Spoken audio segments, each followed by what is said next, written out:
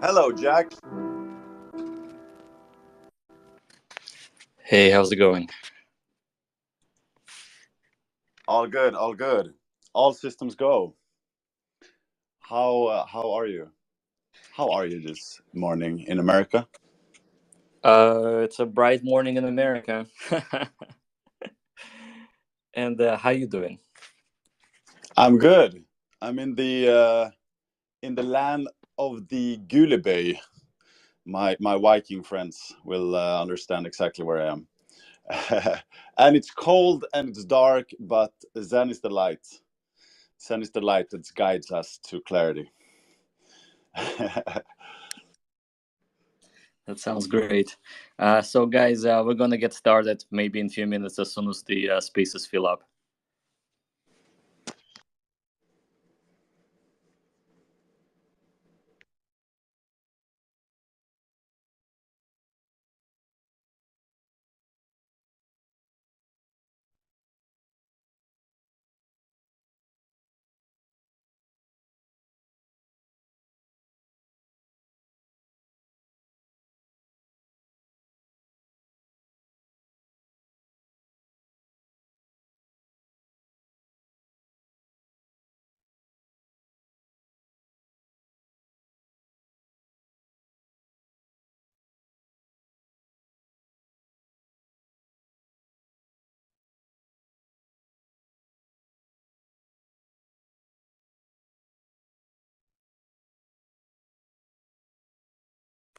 Yeah, we'll wait for maybe 300 people, and then we'll jump in.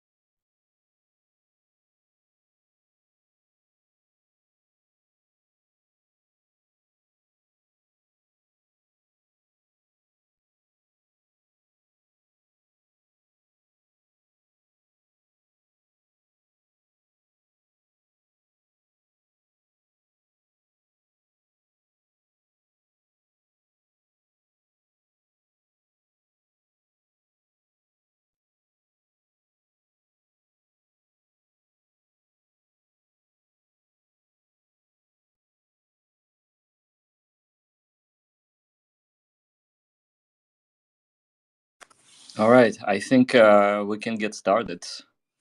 Zensu. So why don't you had something prepared, I believe. So let's uh, let's LFG. LFG, my friend. Yeah, there's always many people that are completely new to Zen that comes into the spaces. So as usual, I just want to take a few minutes to start by giving the Burj Khalifa elevator pitch, and it's that Zen is rooted in and built with first principles, and these principles are defined, and we call them the first principles of crypto. And they are self-custody, peer-to-peer value exchange, no counterparty, decentralization, transparency, censorship resistance. And these principles are then converted into code. Zen protocol has 400 lines of code, which is immutable with no admin keys. We cannot modify the code. It's been audited. It's open source. There's burn stake function, which allows DeFi. It's a trustless protocol. And ultimately, it's permissionlessly is giving each individual an opportunity to mint their own tokens, their own value, straight from the Zen protocol. The implementation has been with a fair launch. It's the fairest ever before seen in crypto so far. It's on 10 chains with the lowest barriers possible to participate. It's permissionless. The growth has been completely organic without raising money from VCs, not spending 1 cent on marketing. The token is free to mint plus gas plus time. It's highly inflationary for the accumulation phase. It's disinflationary. It gets harder to mint every day. The initial supply was zero. The initial price was zero. The encouragement is participation. It's a proof of participation protocol. The psychology is long-term thinking, delayed gratification, incentivization with community participation. So that's what Zen protocol is. And also, let's mention what it's not.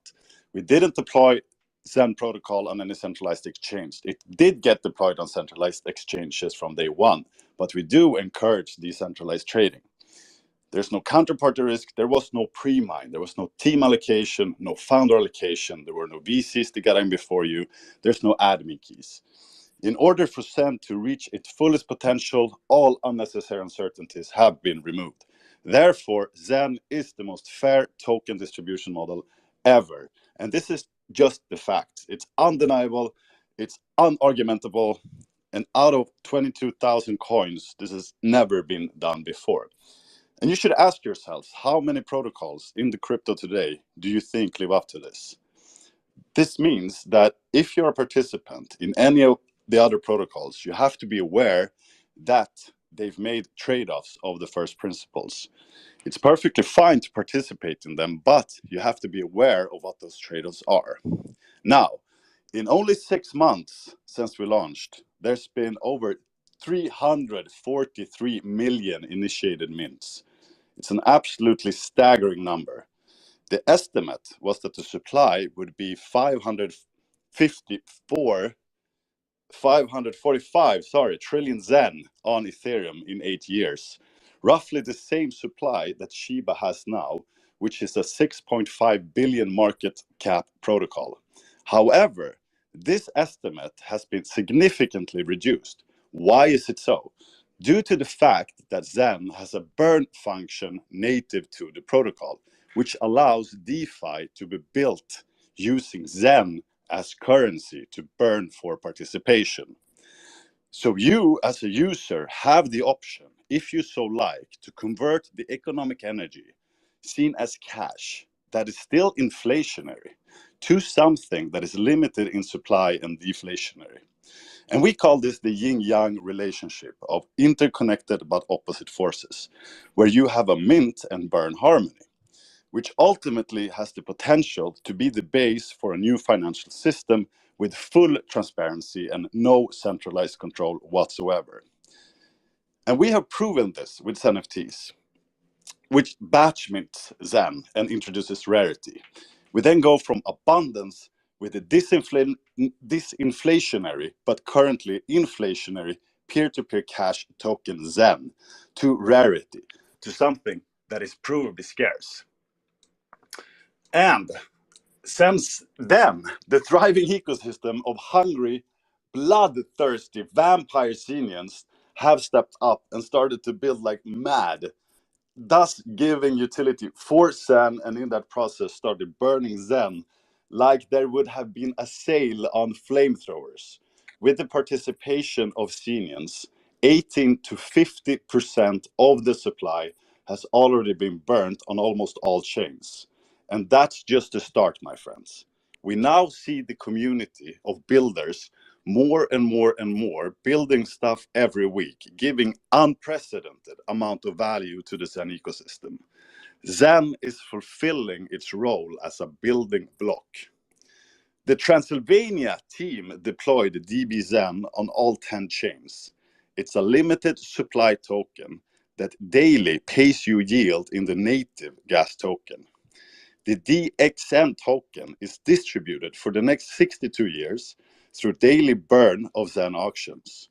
And already now we're seeing derivatives building on top of DB Zen, which is built on top of Zen. It's completely mad, but it all makes sense.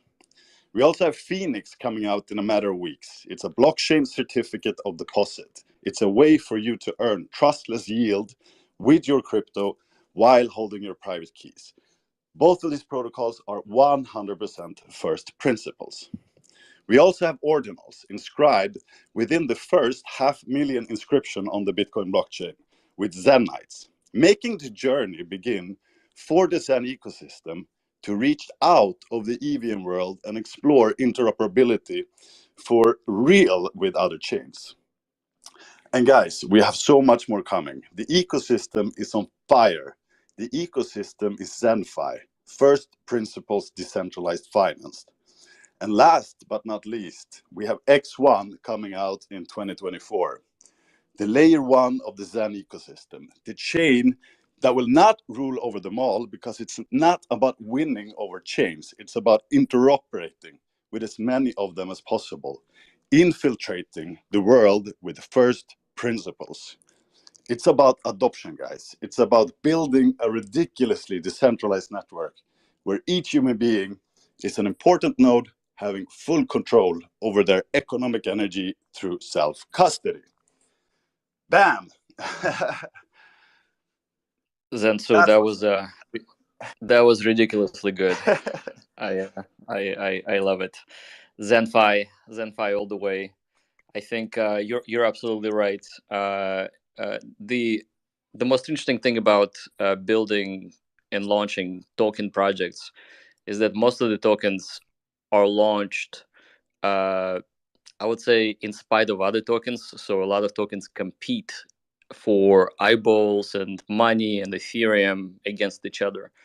I think what we're building and what our ethos is that we wanted Zen to be a building block. And in the last, I would say, a month, and especially in the last week and a half since DBZen has launched on Ethereum, we have delivered a working proof of concept how multiple tokens can work together and bring value. What do you think? Yeah, absolutely. We hear many times a lot of people are saying it's very hard to keep up with everything that goes on, because we're seeing new tokens deploying every other week. And we ourselves in our team have deployed, I don't know, what is it, close to 30 contracts now on all these different chains. But what we do have to remember is that it's really way simpler than many new people might think, because Zen is the base and foundation for everything we do. So if you understand Zen and understand how it works and why it exists, and you understand the mint formula, it's basically just one formula. It's so simple if you break it down. And this formula says how much Zen you will get in the future, which is a distance you yourself choose in time based on your personal preference. And this Zen that you're getting is the fuel that will be used in order to participate in any other possible kind of economic energy conversion with your preference. There's no stress that you need to participate in everything. We really want people to understand the fundamentals of all the different aspects of converting economic energy, of the creation thereof, the storing thereof, and the conversion thereof. So for all of you who are new, I wouldn't focus so much on everything else we're doing. Focus more on the core fundamentals of Zen.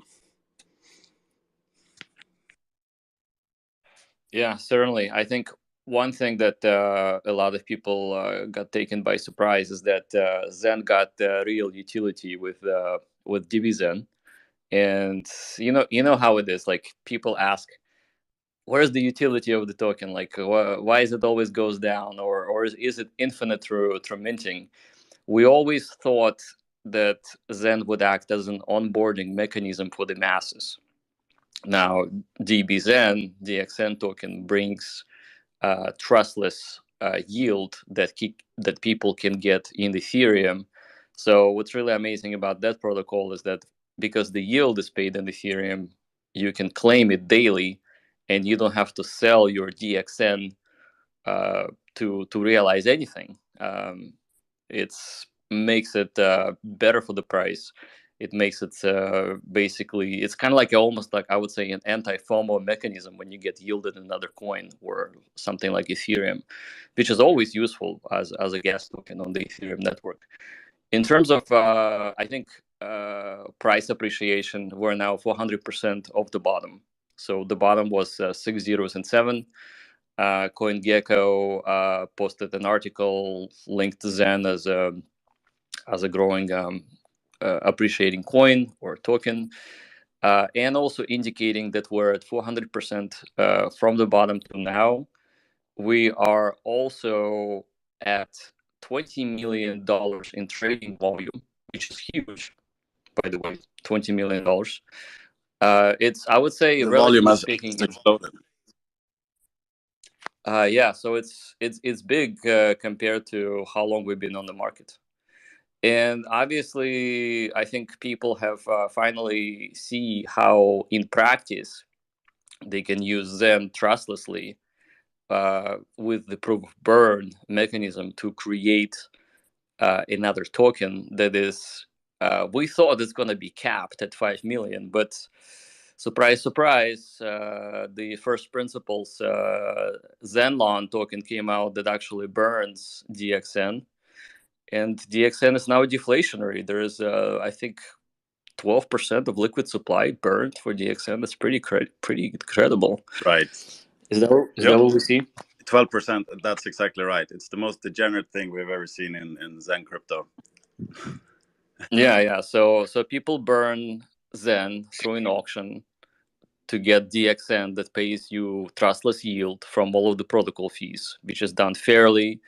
And you can participate daily. You can participate on many different chains. It doesn't need to be Ethereum. So, like, for example, when I was learning DXN, I just went to Polygon because I didn't want to spend a lot of money. I just wanted to see how the user kind of like would step into the end user's shoes to see how it feels, and it felt really good. And then as I gained confidence in my ability to operate that protocol, I switched from Polygon to Ethereum.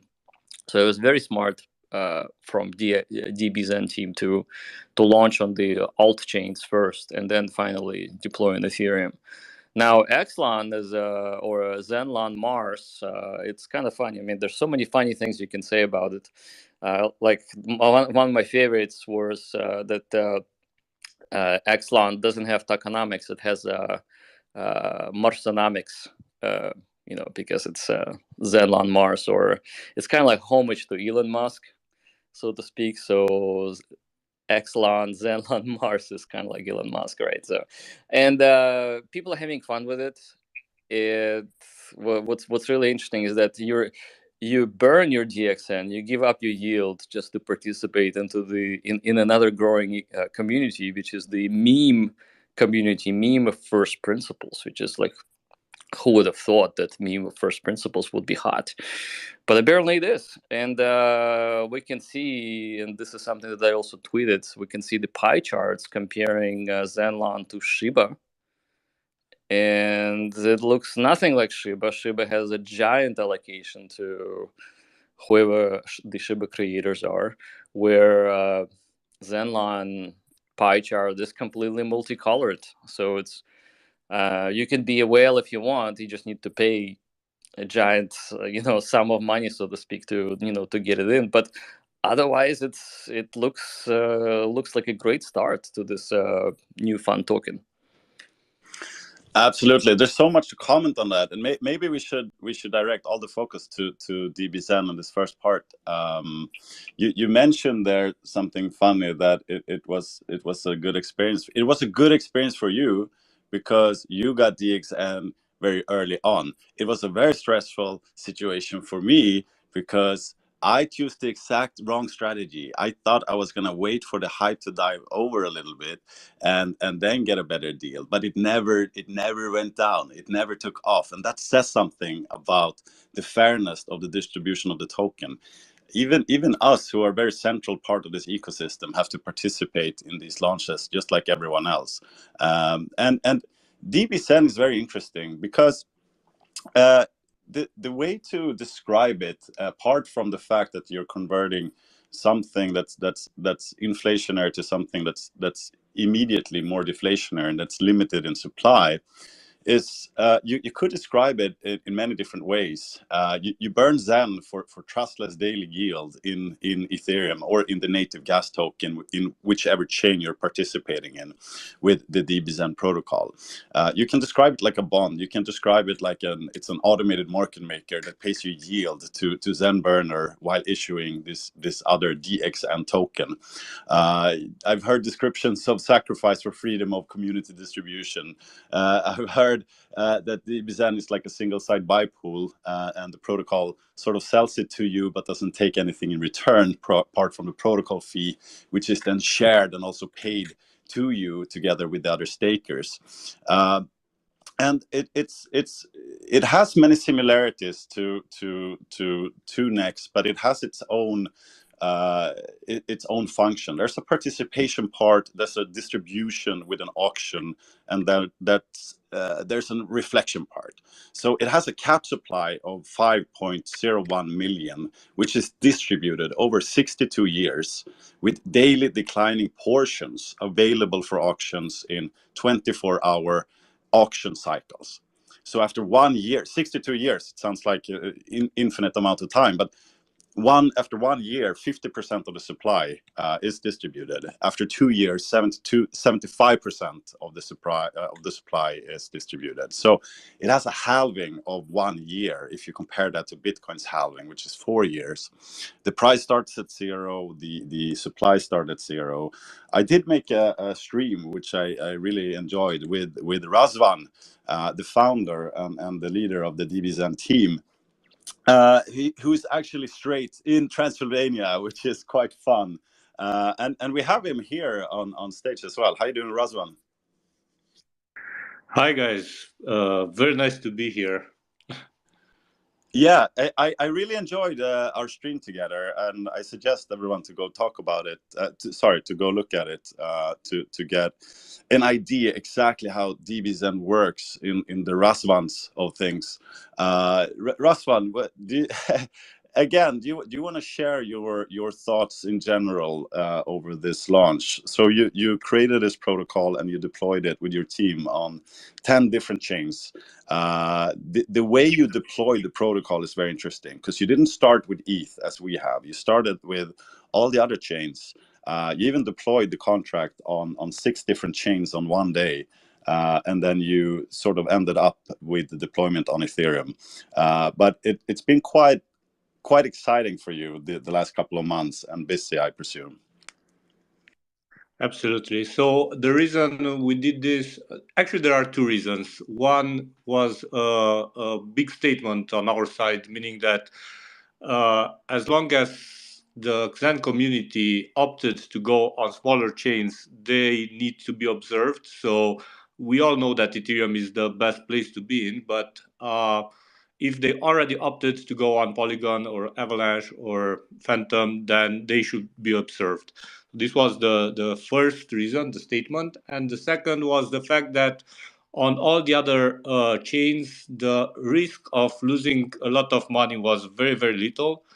And I didn't want to do a testnet, because on testnet we would not have XEN, and that would have meant that people will burn real value just to test it. So I didn't want to make people lose their money. So this is why we opted to go like this. And indeed, it was, looking back, I think it was a great decision. And looking at the numbers, in order to really participate in DBZen, you have to go to zen.pub, zen.pub, made by our amazing Joseph, which is also in the house, I see here on stage. So we want to talk to him very soon as well. But the numbers have been absolutely mind-blowing. The participation in DBZen. Razvan, is this something you sort of dared to even imagine when you started? And how has that felt for you as a builder to have such an amazing participation in a protocol so early on? So I would like to say that yes, it was always calculated, and I knew from the beginning that it will turn out like this. But no, this would be a big lie. It's a big surprise, and big shout out for the community. It just proves that this community is all about fairness and first crypto principles. For me, when I started, it was also a bit of a social experiment, looking at what's happening nowadays with inflation, with banks printing more and more money. I just wanted to see if there is, at least in theory, the possibility to have a burning mechanism and actually to create a deflationary mechanism that will uh, redistribute the value inside the market, and then all the people in the community will benefit from it. And looking at the numbers and so on, I'm very, very proud that at least for this community, this makes a lot of sense. Jack, we had a lot of fun with DBZen. I mean, it's highly educational to participate as well, because you really have to think about how it's so closely related to gas. It's so closely related to the strategy that you want in order to, because it's basically the first time as well that you are really sort of interacting with other Scenians at the same time. So far, we've all been ego players with the interaction of the protocols, but now we're really doing something together. And we had a lot of fun, Jack, discussing different strategies on how to participate ourselves, because you can participate in the auctions, but there's also a secondhand market which quickly got traded and quickly got a fairly nice liquidity as well to be traded. Jack, what are your thoughts? I'm basically in awe that that everything's happening so quickly. So it's pretty intense. And there's so many jokes on Twitter. I remember people talking about forever down coin or whatever that was. But now people are saying all the fudders scammed to the upside. You know, there's like this thing when something rallies really hard, you get scammed to the upside. So, what's really amazing about the situation we find ourselves in is that we have builders coming to build on first principles, and first principles engage people to a very large degree. It's not paid marketing. It's not any sort of stupid ideas here and there, or some sort of things that are unrelated to crypto. This is pure first principles crypto. People understand it. People get excited and they build amazing stuff. And I am actually very happy that DBZen is such a success, and it was built by the community member, because it actually amplifies this whole theory. I like to describe it as a permissionless anarchistic democracy, in the sense that we of course making permissionless protocols in the sense that you as a user, there's no restrictions, there's no KYC in order for you to participate. But also as a builder, there's sort of this anarchy where and duocracy, which means the one who does decides. I mean, if you have a really good idea and you go for it and you hit it right, which DBZen did. You guys didn't communicate with us, Raswan. You didn't ask us if it was okay to build or anything like that. You just saw what was happening within Zen. It aligned with your own values. You've been building a lot of interesting stuff before as well, and you decided to spend time, resources, and energy, you and your team, to integrate with the Zen community and build something truly amazing. Please share your experiences on that decision making to go in the Zen community and really contribute in the amazing way that you have. Yeah, absolutely.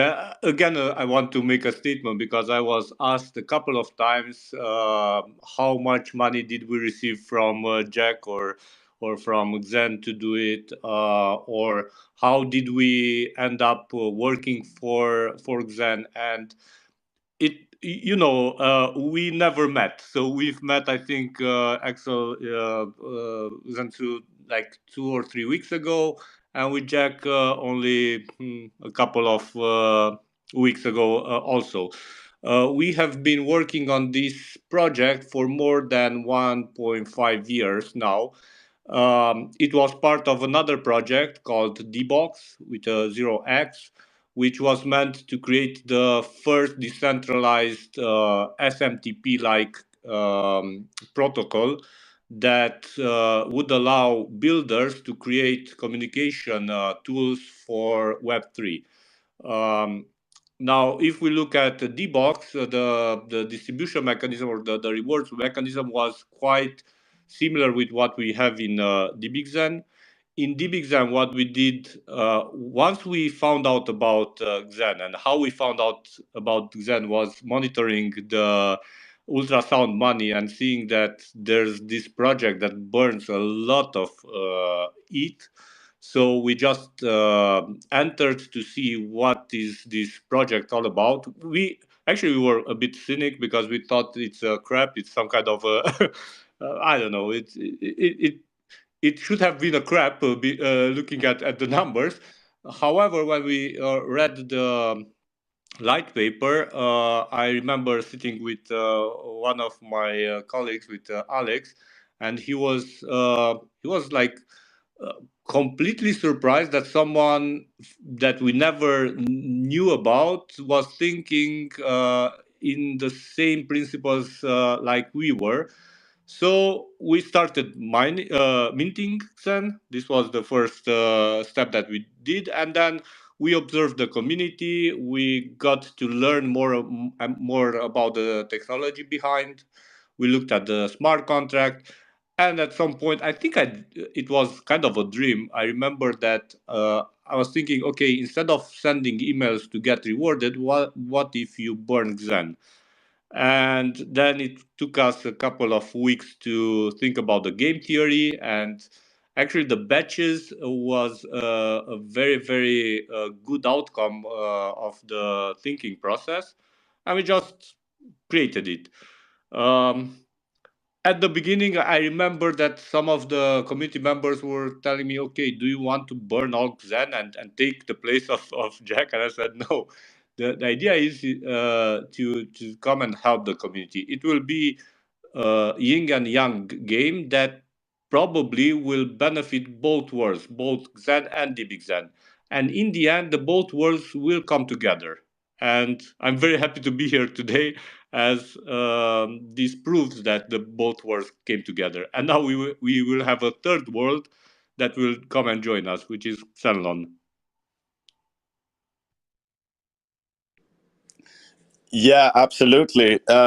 Very interesting. We are very happy, Razvan, to have you guys in this community, and we're very impressed by your work, and we look very much forward to working a lot more with you with interesting things. But as you mentioned, the most degenerate thing we've seen in Xen so far happen as well, because shortly after the deployment on Ethereum of DBZen, Zenlon Mars deployed a very simple contract which only took DXN. So think about this. You have to, the only way to get Zen is to buy it from the market, or you mint it, of course. You create it yourself. Once you have Zen, you can burn it through auctions to get DXN. Now, with DXN, which has a fixed supply supplied over 62 years, you can then take that DXN and burn it for a meme token called XLON, XLON Mars. And it's quite interesting because in all those three stacked protocols on top of each other, the whole participation is 100% first principles and 100% fair. And in a short amount of time, it got picked up. So 12% of the DXN supply has actually been burnt, making DXN deflationary already from the get-go. Jack, what's your thoughts on this? And then we want to hear about we have the Zenlon team here as well. So we definitely need to bring them up to speak and introduce themselves. But Zensu, remember how we were in Mexico and we were saying we need a meme coin of a sort, and within a few days somebody made one. So how amazing is that? It just we thought about it. Maybe it would be a good idea to have a meme coin that's actually would act as a as marketing element also, because like think about it. So if Zen is the first principles message across all chains, then DBZen is a yield generator, a trustless yield generator that is also fair. And then obviously the meme element is also present in our ecosystem now with Xlon. So I would say we're pretty close to being complete, and there's many other things that we're planning to do, but those things coming together actually create a lot of impact.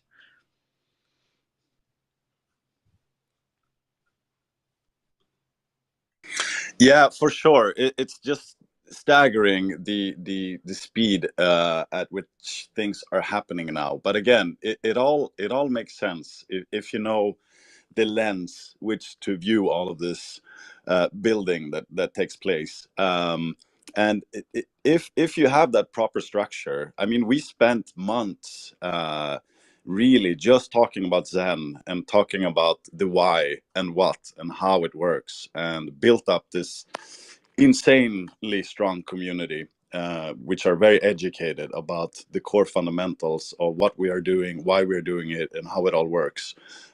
Then suddenly it just says boom, and things are falling into place. Zenlon, do you wanna share your Hello. your thoughts? Greetings from Mars, everyone. Hello, welcome. Happy to be here, guys. Yeah, the support has been awesome. We weren't expecting anything like this, really. It's been about 2-3 days. There's already over 10,000, I think, DZen burned to mint the Zenlon token, which that was our core thesis. We were huge fans of Zen and DBZen and what you guys were building. And there wasn't actually ever a fair launch meme coin on Ethereum. And so not only are we the first fair launch crypto meme coin, but it's also awesome to be a part of the Zen community. It slots right in because there wasn't really anything like this. And the support has just been amazing from everybody with the amount of DZen burned and people trading it. And who doesn't love memes? So, yeah, we'll see everyone on Mars. I hope everyone has their spacesuits ready and packed. And yeah, it's been awesome. Yeah, So you shared some interesting pie charts actually on that when it comes to the distribution of if you compare meme coin, if you compare the two biggest meme coin that we know, Shiba and Doge, um, then it's quite interesting that in such a short amount of time, the distribution of a meme coin can be so decentralized. I don't know if anyone can go to Zenlon's feed and find these principles. I think Jack, you tweeted them as well the other day. Share them so everybody can see in the comment section. But what are your thoughts on that? That you're just creating a token, seeing how the plays are moving, and then quickly positioning yourself with a token that yeah, fits right in. yeah. And for those that don't know which chart you're referring to, it was simply a top 100 holders list of comparing Zenlon versus Doge and Dogelon and Shiba Inu. And if you look at those charts and their top 100 holders, there's a massive allocation to either the founders or the creators, and it isn't a fair launch, right? And so we abide by the fair launch thesis that Zen created in the system, and we wanted to do a similar thing, but for the meme coins. I think, of course, everyone likes memes. They like consuming memes. They like sharing memes with their friends, their family, their community. So I think it was a missing piece. And, Steve Jobs has a good quote of, as you move forward, the things don't necessarily make sense until you look back and you're able to connect the dots. So with DBZen coming out of Zen and Zenlon coming because of DBZen, it makes sense, and it's beautiful that everything gets to work in synergy. And now I think we're pretty much pegged to the DZen price chart if you look at it, which is, yeah, it's great. Totally fair launch.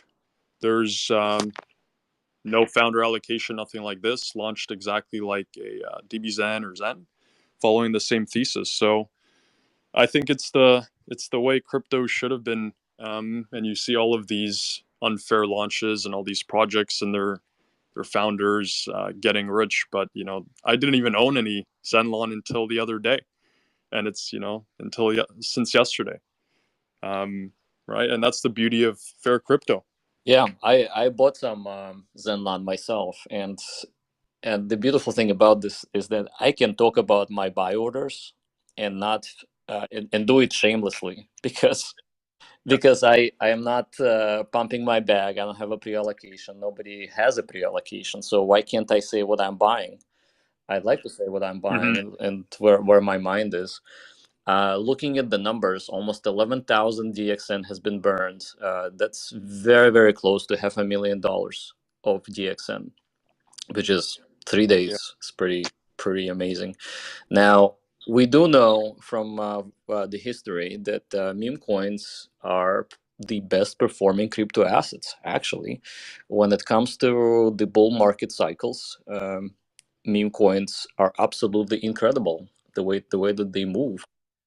And there's many reasons for that. But I think one of the benefits for Zenlon to exist is that should it start pumping and create a lot of volume, which it can actually get listed much sooner because all of the exchanges understand meme coins much better than, for example, anything else that's more complicated. I mean, of course, probably we're all going to be listed. Everything's going to be listed at some point. But I think this sort of a simple contract that's just derived from the DXN burn speaks for itself. And so should it get more volume, that actually presents a lot of yield generating opportunities when setting up Uniswap liquidity pools. For example, people could set up an arbitrage system between DXN, Ethereum, and Xlon on Curve Finance, and you'll have an arbitrage between the yield generator and then another coin that has a lot of volume. So you can get fees like that. Yeah, the best part is like people are coming into Zenlon Mars not even knowing. Like some people are coming outside of the Zen community, and they're to get Zenlon you can buy it, or what I've been doing is just minting it as well. Like you can burn the DZen, so they actually go and get the DZen to then burn that and mint Zenlon, and then they learn about DZen, and then to get DZen they go out and get Zen and burn it. So it's beautiful. It works both ways. Yeah. So the other thing to mention that, for example, DXN generates native yield, so a lot of people will be staking it, and the liquidity is always going to be low, which means that should you decide to divest and sell your DXN, it would actually be very, very difficult to do it. So instead of selling DXN and hurting the price, you could just burn it, convert it to Xlon, and then trade Xlon and divest like that if you want to go back to Ethereum, for example. Yeah, because it's so closely pegged and correlated. This is kind of what we're seeing now. It pretty much just duplicated the price chart and the movement. So yeah, that's also an opportunity. We should mention, because what we really prefer when we have new projects coming in, especially coming in fast, is when you're launching a project, it's very good to have educating the community about the project in good time. It just builds a lot better story for the fairness of things and so on and so forth. But with Xlon, I think it's, before you ape into it, I think it's important to mention that there's no real FOMO in getting the token if you're participating in the process of burning the XN for it, because it has a very beautiful. It doesn't have a built-in limited max cap, as far as I know. The max cap is naturally following the max cap of DXN, because DXN is max cap to 5.01 million, right? Yep. And you burn one DXN for, is it 100 million? Yep. So you haven't in the code said that there's some sort of max cap for Exelon, but due to the fact that you have to burn DXN for it, it has a natural max cap. Yeah, that's exactly that. The max cap is about 500 trillion, just like similar to Shiba Inu, but also it's directly correlated to DBZen's 5 million. And because you're getting 100 million Zenlon tokens for every DZen burnt, it's exactly correlated, which is, I think, why we're seeing the price be so similarly followed to DZen. It's pretty much pegged right now to DZen. Wow, I'm actually seeing right now, speaking of meme coins, we have the most OG meme creator I could ever think of in the space right now. Is Maven's bot. He created the Bitcoin Wizard team. I mentioned that project in my ordinals in my ordinals video stream where I explained how they work basically, and that's a quite interesting story by itself. Like the story behind a meme, it's really the thing that is making the value of that token. And I think within Zen we have the story of first principles, and that has a huge effect that resonates with a lot of people.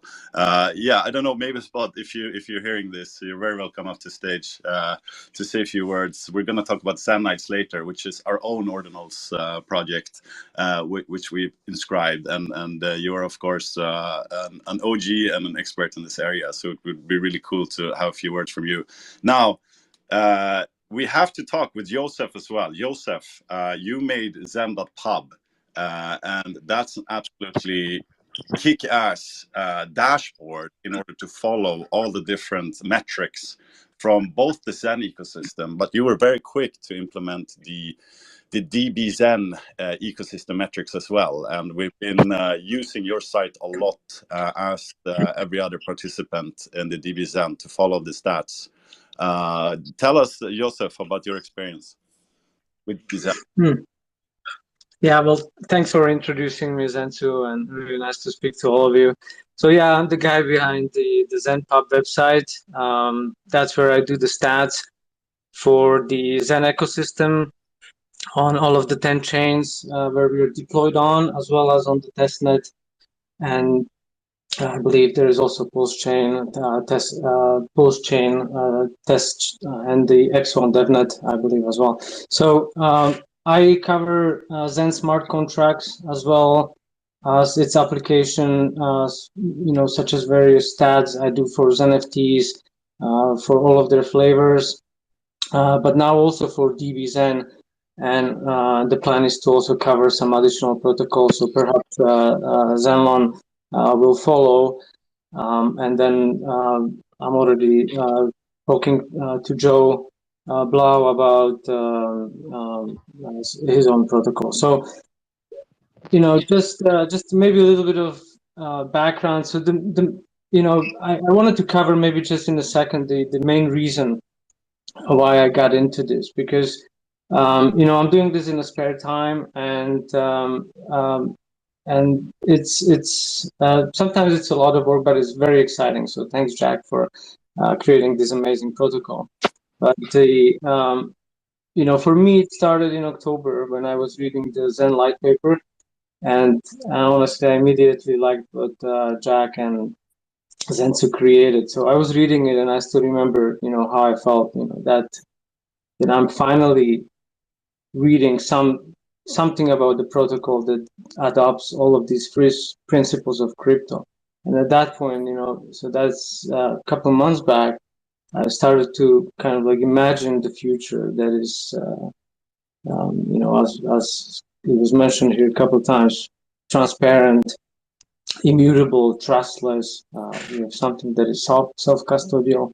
So I realized this will make it really easy for anyone, anywhere, with just a browser and enough money to cover the fees to mint this new token called Zen. So at that point, this spoke to me. I was thinking, man, this is really low barrier to entry and removing all of the obstacles for adoption. So I started thinking, like, what can I do? Like, how can I participate? So I started, I started annoying Jag and Zensu on all kinds of backside channels, trying to speak to them, and and they were amazing. Saying, fair crypto mentality, and that just spoke to me. So then I started developing these ZenPub pages, and I started covering Zen. And then came DBZen. A couple of months later, we were talking about this new protocol. So again, same story. I'm looking at the project's light paper. I see the same fair crypto mentality as Zen, but now we have something that is capped, like capped supply of DXN. And you can only do it by minting it through burning Zen. So it and it provides value. So anyone who participates, anyone who is a stakeholder, anyone who is early adopter or even later adopter can now secure some passive income.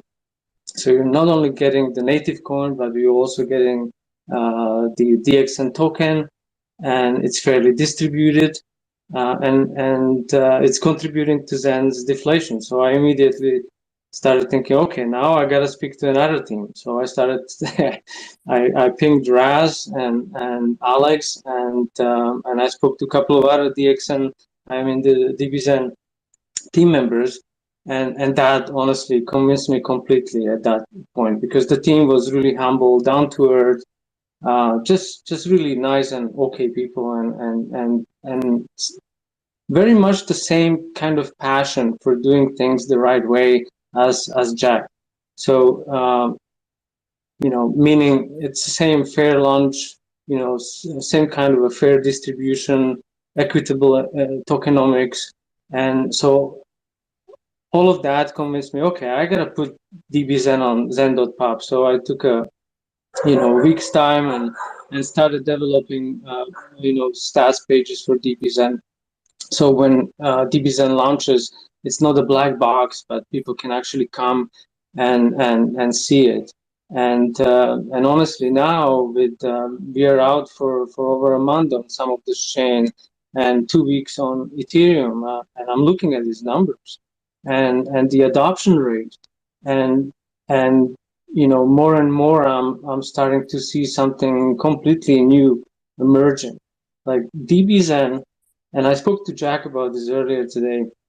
Like, to me, that's it's a financial instrument of sorts. Like it's not so dissimilar to centralized banking pension systems, if I come to think of it, but there are some major differences. Like DBZen is driven by the immutable code, right? And there is no central authority that can come, control, censor, or close the code, or change your fees, or trade your assets, or anything like that. So on top of it, the same as Zen is also it is also driven by the proof of participation. So and it has a native token of its own that is kind of deflationary with a capped supply, and it's built on the foundation of fairness of Zen, and is adopting the same first principles, thankfully reintroduced to us by Jack Levin again, because we were all starting to forget about how it feels, right? So that's what I see. And so now we have Zen that is decentralized, transaction friendly. Then we had Zen FTs, which basically, in my mind, revolutionized this whole space. They encoded additional functionality to NFTs, which we've never seen before. So staking, minting, and all that stuff. And now DBZen introduced this crazy viral tokenomics that are burned $5 million in 2 weeks on Ethereum, completely community driven. It's unbelievable in my mind. So this is what I do. I'm trying to bring a little more transparency through the stats to the Zen community, and I guess maybe I overstated my welcome and spoke too much, but that's how I feel and that's how I see it. Nothing gets through you, Joseph. You're really digging down deep in the numbers and finding every little weakness, and doing an amazing job presenting it. Jack, it's been a pretty long road since you presented this idea to me less than a year ago, and it all started with a blank paper. What do you think, if you just take one step back and look at where we are now for 1 second, how does it feel right now when you went from an idea and we went from a paper, and then right now we have a fully fledged ecosystem of a distributed token all over the world, 300 million initiated mints. We have dashboards, we have tokens, we have awesome community that is educating every day with streams. We have Trevon, we have CryptoBra, we have Crypto Kindness, we have all of these amazing people making incredible content. We have dashboards such as Zen.pub, we have zenmoon.com, we have Zen Turbo, we have Zen Squad, we have all of these fantastic plays that really, and it's all community built and all community driven. How do you feel about that, and what does that say about the potential for Zen as energy moving forward in time? Well, I'm definitely very, very inspired by the community, and I always said that it doesn't matter how smart you are or whatever that you will develop and launch, and you need to have the community that actually can find whatever that you're building useful. And I believe our job as our Fair Crypto Foundation is mostly ideology. It's not even necessarily building anything or writing code. We want to come back to the roots of blockchain, how basically to the time when Satoshi first envisioned Bitcoin blockchain. And over the years, it was obvious that a lot of projects have stepped away from the tenets of first principles. And so the ideology is there, and this vacuum is, getting filled with Zen and with people excited about things like self-custody, true self-custody. The coins and tokens that you make yourself through participation. Nobody's giving them to you. Nobody has any sort of special, vesting plans. There's no special people. Everything's fair for everybody, and people can participate however they like. They can go into meme coins. They can go into minting. They can choose a chain that they like. They can explore Moonbeam chain and Polygon and Binance and 10 different chains, right? And of course, we're now introducing ordinals as well, which we also want to launch fairly. So super exciting. I definitely, I would say this bear cycle has been the most exciting bear cycle for me personally. So that's how I feel. Yeah, there's a lot to look forward to. And speaking of, guys, we're gonna talk endlessly about DBZen, about Zenlon, about all the different dashboards and everything we talked about now. But we have a lot to cover still. You mentioned Zen Nights, and what's happening outside of the Zen universe is quite an astonishing revolution in the fact that with ordinals, you can now inscribe data on individual Satoshis. And this opens up for a whole new world of opportunities. And we can really see this narrative is exploding, and it's building new use cases for Bitcoin, and it's increasing the adoption of Bitcoin, and it's opening up for a lot of different opportunities. And of course, we have been solidly in the EVM world, but we have we're not married to any chain. It's the first principles that count, and we were born out of Bitcoin in those principles. And the way we see this project is that Zen is an amplification of the Satoshi's principles.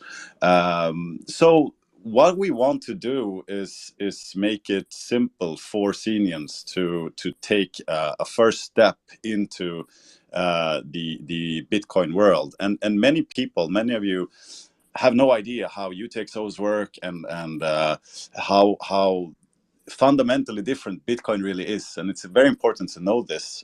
So we call this Zen Nights, based on the artist Zen Knight, which is also here with us today. And what it is, it's an auction style. You guys are very familiar with auctions now. It's going to happen on the EVM side, but what you're going to do is you're going to participate in a 72-hour auction where you provide the bid that you want in order to get one of these limited 100 Zen Nights. And when you do so, you're also providing a Taproot wallet ID. So your Bitcoin wallet, which needs to be Taproot enabled. You then approve the bid for burn, and then you place that bid. And after 72 hours, the top 100 bidders, if you are one of these top 100 bidders, an ordinal with the Zen Nights will be sent from the contract to your provided Taproot wallet ID. If you're not, we want to do this as trustlessly as we absolutely can, of course. So if you're not in one of these top 100 bidders, the Zen that you bidded with is going to be claimable back to you from that wallet that you placed the bid with. So that's something we're very excited about, of course. Jack, and do we have Zen Night? Zen Night, and if you want Maven's bot, we'd love to have a few words with you as well. Just ask for permissions. But Jack, what are your thoughts about the Zen Night auction style? And when do you think we can start with it? So I think we can probably schedule it for the end of next week, potentially. And DBZen was perfectly timed so that the community can actually learn how the auctions work. Because as you mentioned, the auction style distribution is a fair distribution. So Zen Nights will follow very, very similar model, except we're going to have 3 days and not single day. And 3 days, they're cumulative. So like, in other words, there's no reset every day, but it's actually 72 hours. So we start at the minute 0, and then we end at 72 hours plus. And that's how the Zordinal is going to be allocated. Now, we do have them on chain, on the Bitcoin blockchain, inscribed right now, so that because we wanted to claim the old, older, more of an OG ID for an ordinal, so that people can feel like they really got something that's been created from the very beginning of the ordinal project launch. So yeah, very exciting stuff. We thought that maybe we would launch this weekend, but because of the DBZen action, there's so many things that are happening. We just felt that we should have those new protocols play out and get the community accustomed to those newcomers into our ecosystem, rather than having 15 different things that people need to pay attention to at the same time. So yeah, that's my 2 cents on that. Yeah, it's really interesting as well, because there's an explosive growth of this new narrative of inscribing data of anything from pictures and videos to text, and also something called BRC20 tokens. So it's fungible tokens, basically, on Bitcoin, which is very interesting.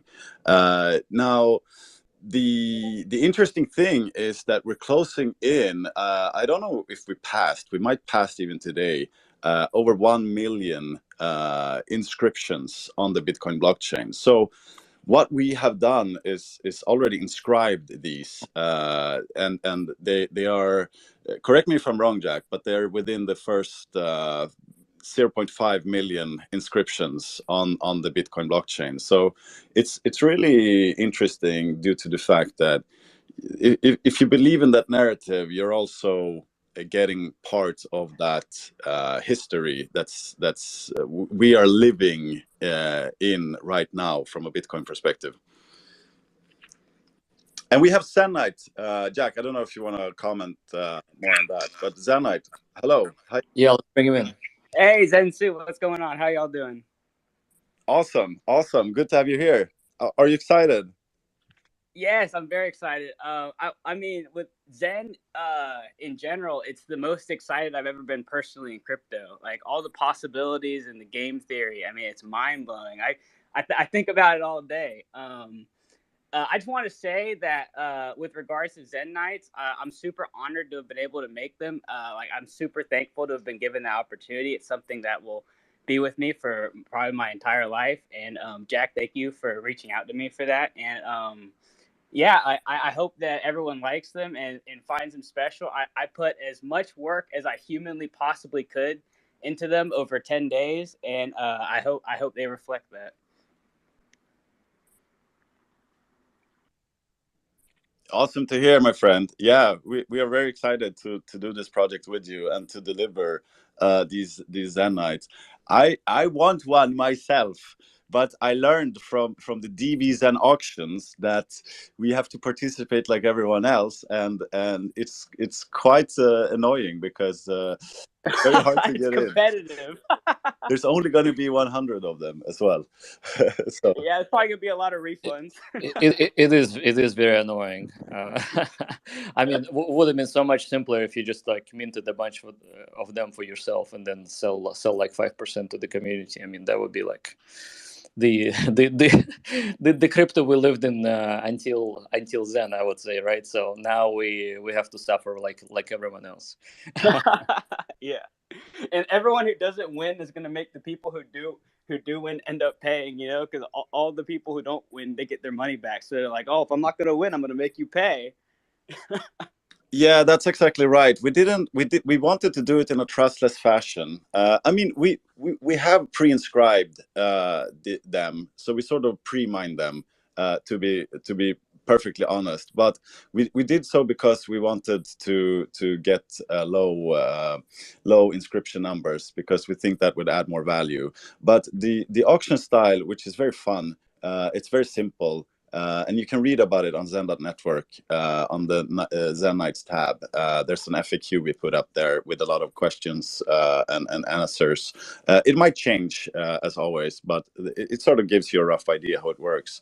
But it's completely trustless, and we didn't want any losers. So we didn't want people to burn a lot of Zen and then get nothing. So the contract has more or less been done, and it's built in a way so everyone who doesn't win gets their Zen back. Jack, do you want to comment on that? Yeah, so Yuga Labs actually was that gave us the inspiration for this style. They did sell what they call 12-fold ordinals, and Zensu and I we actually participated in that auction, and we paid quite a bit of bitcoins to get in. And so Zen Nights, I think, are designed and styled as a bridge between Ethereum world and the Bitcoin world. And we're talking about the DeFi specifically, where the DeFi is finally coming to Bitcoin, coming to the, I would say, Bitcoin is the first principles chain, or it was initially started as one. You could argue that there's some miners that are centralized or whatnot, but still, I mean, that's what gave us the world of crypto. So I feel really good about actually figuring out a way how to get the new digital artifacts on the Bitcoin blockchain and give more of a ways for the Zenian community to participate in this new coming adventure. on the OG style chain. I mean, the 12-fold was very fun to participate as an auction, and this is what we're copying. But we really want to underline the fact that they sort of sold their ordinals to the participants and cashed in on all the money. And you also, in that process, had to give up custody of your tokens, of your Bitcoin in that process. So we're doing it a bit differently. We're always trying to do everything first principles as much as possible. But guys, this is the first step. Get familiarized with ordinals. Watch my video on ordinals to get a rough idea. If you have no idea how it works, it will give you a good base to sort of understand the basic concepts. You need to understand what a Taproot wallet ID is. You need to understand how UTXOs work. You need to understand how to navigate with transactions. You need to go to mempool.space and see how transactions get picked up in a block. But when you understand these, it's like with everything. When you understand some core fundamentals, you can really participate for real and be comfortable in doing so with self-custody. Yeah, Jack, thank you, Zenite. We're very excited about that, guys. There's so many things. There's so many things going on, but I think this is just something that we all have to be get used to. Because it's always going to be this ecosystem. Zen is not going to stop. It's just going to accelerate. So do your strategies, make your mints, make sure you always have cash on hand. And if you're confused with everything we're doing and really don't understand anything and are not really accustomed to all this decentralized finance degeneracy that we're participating in, you can always just be a Zen minter, because everything that we're doing, everything that we're talking about, everything from ordinals to DB-Zen to Phoenix, everything is utilizing Zen. It's the fuel that people want to participate in. And speaking a little bit about the chart, like a big reason for this explosive growth in the price chart, we made a big point from the beginning that the price it's not something with Zen that's dependent. Like, adoption is not dependent on price and liquidity. But it's interesting to see the price chart and look why things are happening, because it's for a reason. It's for the fact that people are waking up to the fact that there's a full-fledged ecosystem that's thriving, that's wanting to build with Zen, on top of Zen, using Zen. And if you haven't minted, if you've been a bad Senian, if you haven't prepared for all that's coming, the only option you have is to buy it from the market. And I think with all these things that people are waking up to, due to the fact that you need Zen in order to participate in all of this, the only reason is to buy from the market.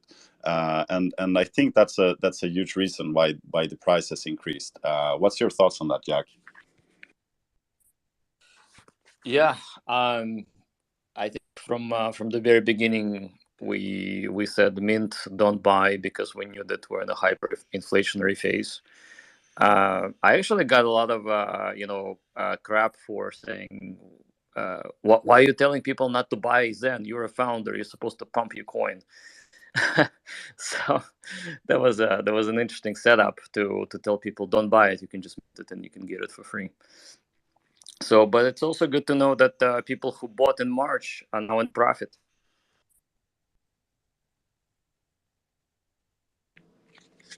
Yeah, absolutely. I think the minters are a happy bunch of vampires. We have Crypto Kindness Certainly. here as well. Kindness, do you want to share some words? Yeah, I'd love to. Can y'all hear me okay? 100%. Well, first of all, thank you for calling me up to talk, and everybody's sharing their excitement and enthusiasm surrounding Zen. And I have to say, I'm mad at Jack because I haven't slept well for like 6 months because I'm so excited. about Zen that I need some sleep. So I blame Jack for that. But outside of that, I got to tell you, this is a fantastic community.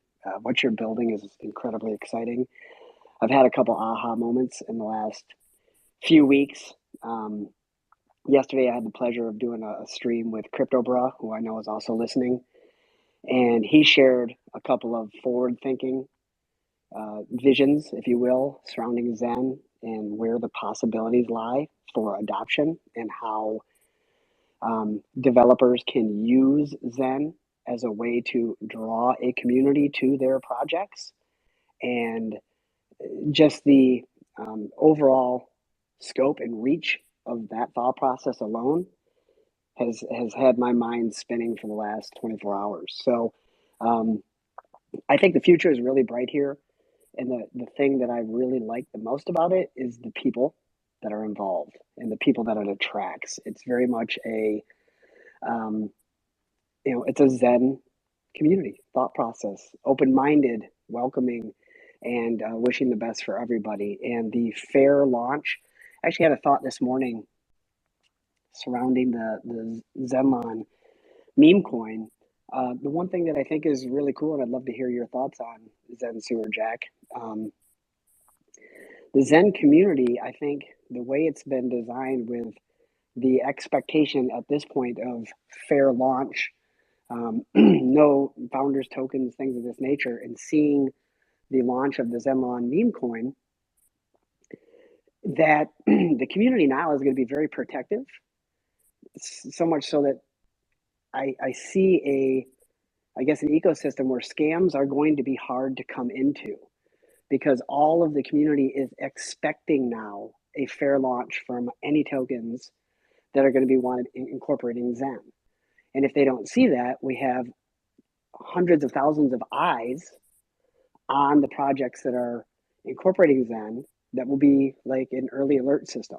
If something's not up to snuff, if it's not a fair launch, or if there is a hidden founders allocation or any of this type of stuff, anything that could be potentially hurtful to the community is going to stand out almost like a sore thumb, because we all are expecting the same ethos that Zen was launched on: fair tokenomics, fair distribution, fair opportunity for everybody. So I think that being built forward is also a very fresh and welcoming place for everybody in crypto, because we're all tired of getting scammed. So I have so much positivity, so much excitement surrounding this. I really don't even know what to say at this point, except for thank you. And I'm really excited to be a part of this. And I appreciate everything that everybody that's listening today is offering. Thank you, Kindness. We're of course very, very happy to have you in the community. Follow Crypto Kindness on YouTube, guys. He does amazing streams and amazing interviews surrounding a lot with Zen. So thank you, Crypto Kindness. We really appreciate you helping to educate more people. But it's an interesting point that you bring up, due to the fact that there's no real authority.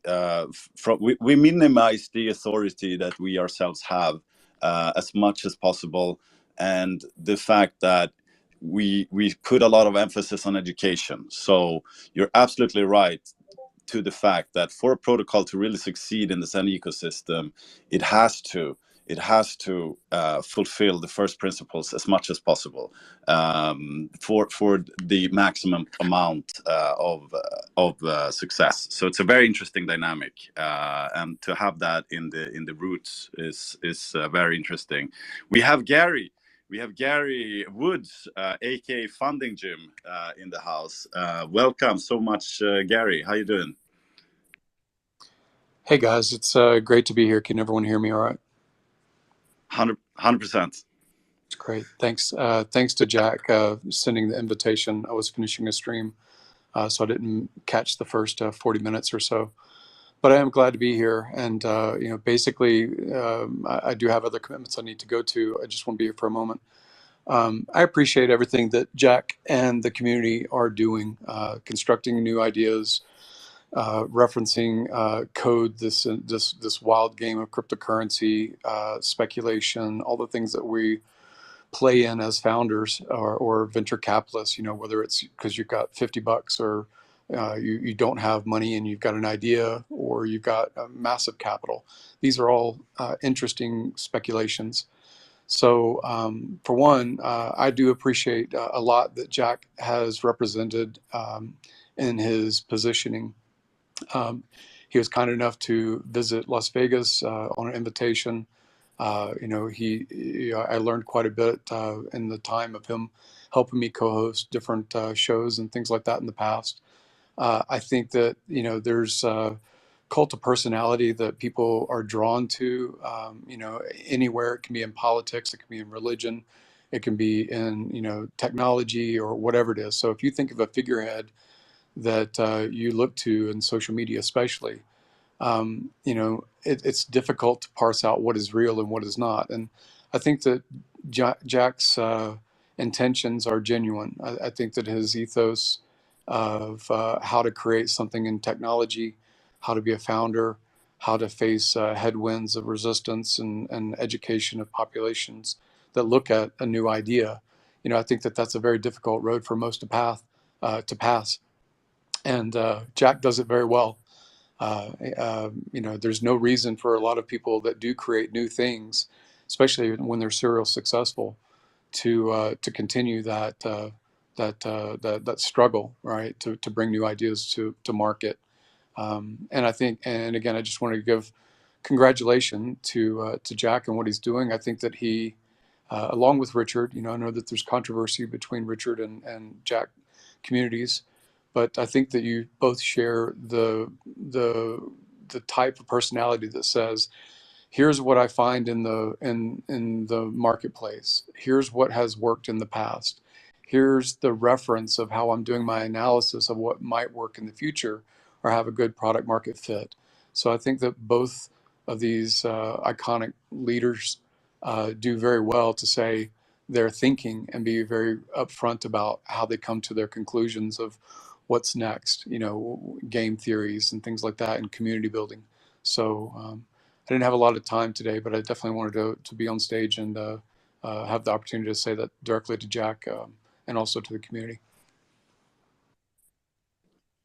Thank you, Gary. Thank you for the kind words. Actually means a lot.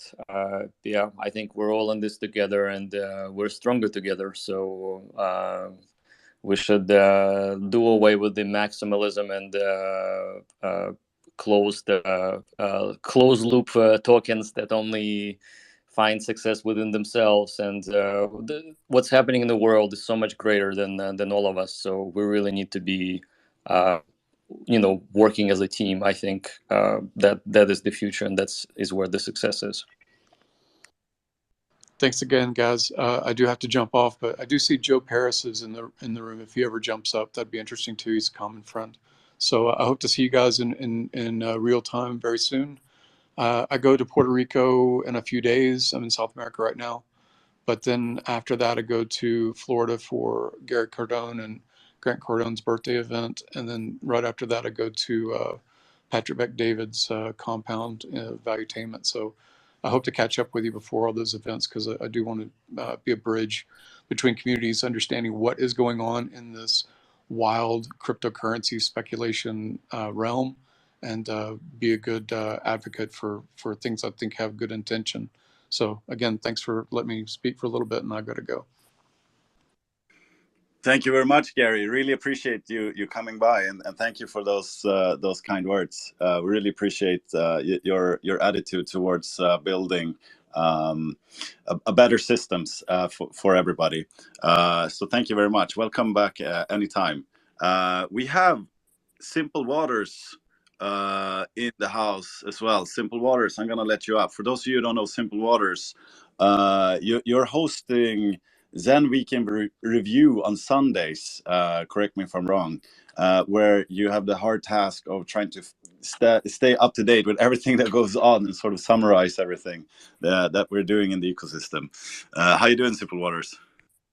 Oh wow, guys, I'm hyped right now. I'm super pumped, and thank you guys for allowing me to be able to speak. Yeah, just speaking from the community level, like I'm just grateful. At the end of the day, that's really all I can really say. Jack, Zenzu, Razvan, the whole everyone. I mean, Crypto Kindness, man, your streams, bro. They're really the reason why I got re-sparked that passion for crypto. Richard Hart was spitting some intel, and then he kind of went away for a while, and then lo and behold, Pulse Chain conference. Which I'm a Pulse Chain sacrificer and whatnot, but Jack and Richard's stream, that kind of got me tapped into Jack Levin, and he the whole narrative, even before the Zen ERC20 token was launched, has been about expanding this crypto universe, and really building. And I'm just grateful, and I'm super pumped to see what else is going to be coming out. It's really awesome to be able to hold space. Trying to do the best we can when it comes to the Zen news, because there's a lot of different moving pieces, and we're going to do our best to hold down Cloud Cox and myself on Sundays. And guys, you guys are all amazing here. I don't really even know what to say other than this has been electric. The past 180 days, it's literally every day. Crypto Kindness kind of touched on it. It's like kind of losing sleep over here, but it's all for the best. And I would say anyone new, just mint Zen, just mint Zen. Not financial advice, but it's pretty simple. Thank you, Simple Waters. I really appreciate everything you're doing for the community, and also hosting these spaces. We need to have more spaces. Let people ask questions, and that's exactly what we're going to do right now. Open up the space for any kind of question you might have. You're very welcome to ask whatever you want. Thank you very much, Simple Waters. We have Patram. Your mic is open. Just unmute yourself and ask whatever you want. No, that was a total accident. So very sorry. I guess I fat fingered that. So very sorry. Continue. All right, no worries. And then we have Benito after.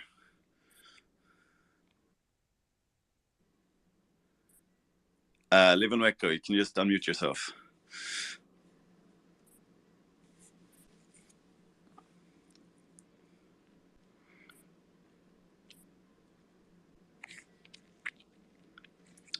Or Benito, if you have the opportunity. Bitcoin Benito, I've seen some of your streams.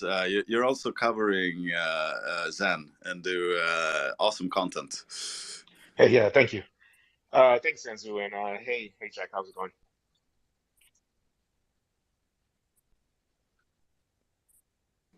Awesome. Can you hear me? Yeah, 100%. Hey, how's it going? Go ahead. Yeah, so I know that DBZen is out now, and Zenlon is out now, and everything's out now. And they're doing a good job of burning all the tokens. Are we still going to see next token coming out, the NEX token? Or has that been paused for a little bit to put more time into Zen Nights and different projects like that? Well, it's definitely became a lower priority because the next token was it was introduced before the L1 and before DBZen.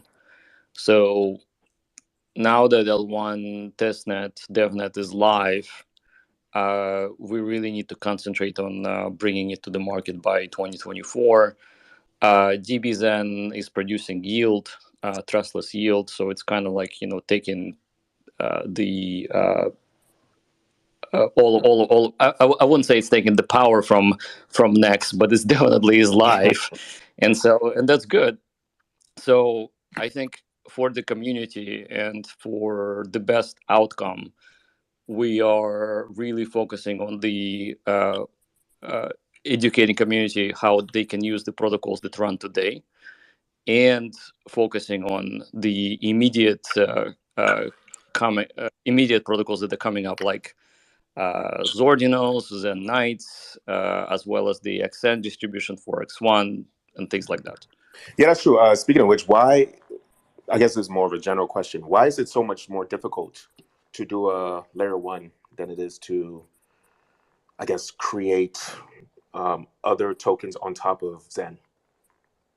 Like, I'm guessing it's much easier to make DBZen than it is to make a X1. Why is that the case? Well, it's because you need to have operational practices and excellence to actually to run a system that takes people's money. So, like for example, just the question of a bridge, because the L1 by itself without a bridge is completely useless. So the biggest question that everybody asks themselves when they launch a chain, how will it interoperate with other chains? And how can you do it trustlessly so that there's no way that a bad actor can steal everybody's funds? So that is just one challenge that's infinitely more complex than just launching a contract. And there's many other things too. Okay, yeah, that's all I had. Thank you. Thank you, Benito. Appreciate your streams. Yeah, no problem. Live on. Yep. Thank you for letting me talk here, guys. I do content here on YouTube, just going over the metrics on Zen and what you guys been able to do, especially with Jack and what happened with DB Zen as well too. It's just phenomenal. You guys are bringing really a true meaning to decentralized crypto. By having decentralized founders. Ups the game for many of these crypto assets, because the allocation for founders is I think is key, right? And by taking them out of the game, right, and becoming just as the community is, I think is huge, right? And it's going to drive a big narrative, I think, in a lot of crypto projects to what actually Zen is doing. Look, by all means, there's a lot of maximalism in each ecosystem, but I think going against these centralized entities, we have to all come together. Everybody has something to offer. I think Zen really does that. It brings every community together. Being interoperable with other ecosystems. And yeah, I mean, I wish you guys all the best. It's a great community. Like-minded people, very smart people in the space. So I wish you all the best, guys. Thank you very much. I appreciate it. Yeah, you're absolutely right. We started this space, crypto space, because we weren't happy with the traditional systems, and then we ended up somewhere which more resembled the systems that we try to get away from. So I think a lot of people resonate with the first principles. Jack, go ahead.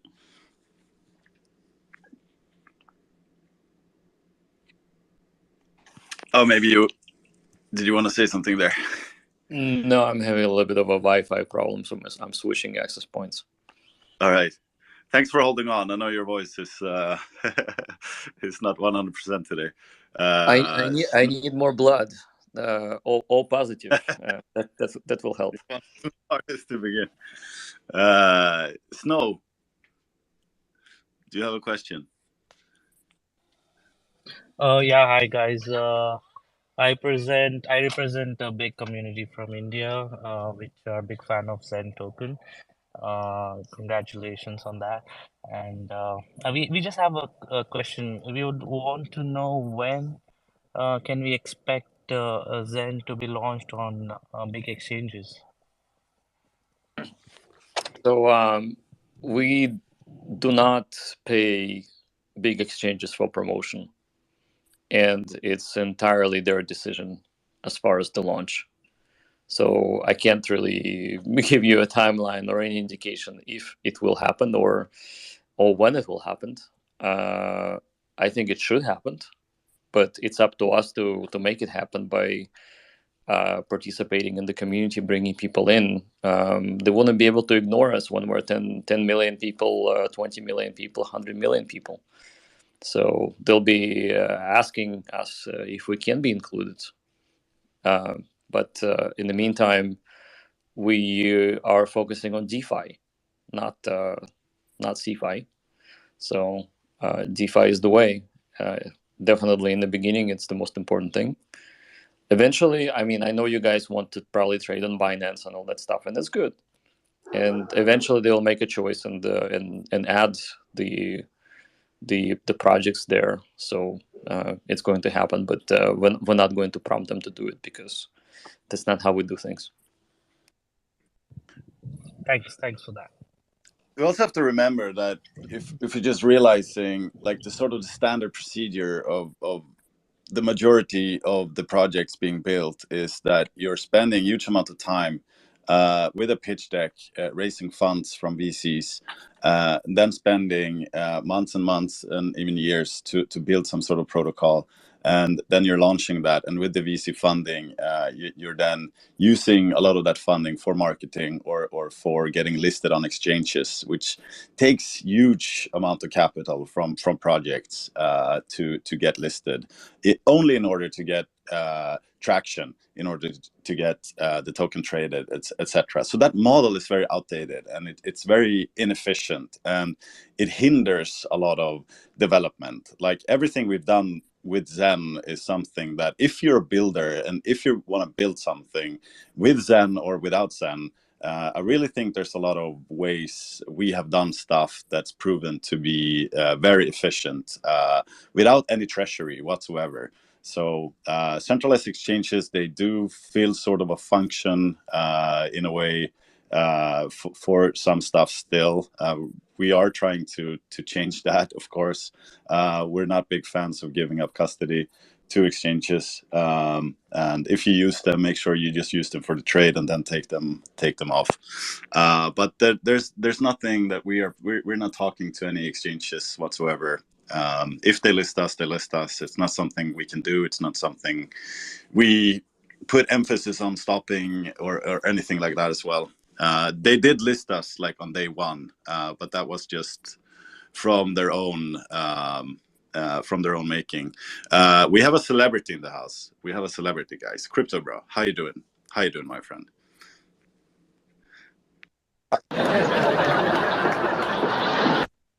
Thank you for that.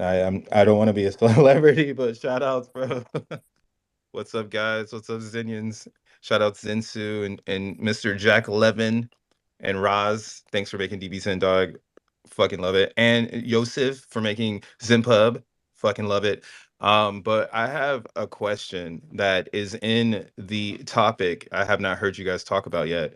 What is up with Moon Party? When are we gonna get that? And then also, I haven't heard any chime in about the ZenFT LP cards that will eventually be dropping. And I just wanted to know, is there any updates on when we might be expecting some of those liquidity providing ZenFTs to, now that we got these cool tokens coming out, that might be a good collaboration idea. So I'm just kind of curious on when we'll be seeing things like that.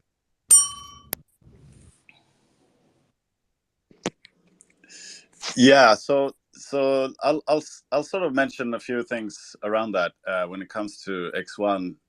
The way we're thinking about it is that we are thinking that we would have 12 cycles of moon parties. So each month, when the moon is full and your vampire teeth are at max thirst, you dress up as a vampire or a werewolf if you're a motherfucker, and you participate in a burn auction for XN, and that's the way the token would be distributed. Now we have to remember something, that creating an L1 is a huge thing, and a huge part of that is, of course, the technology.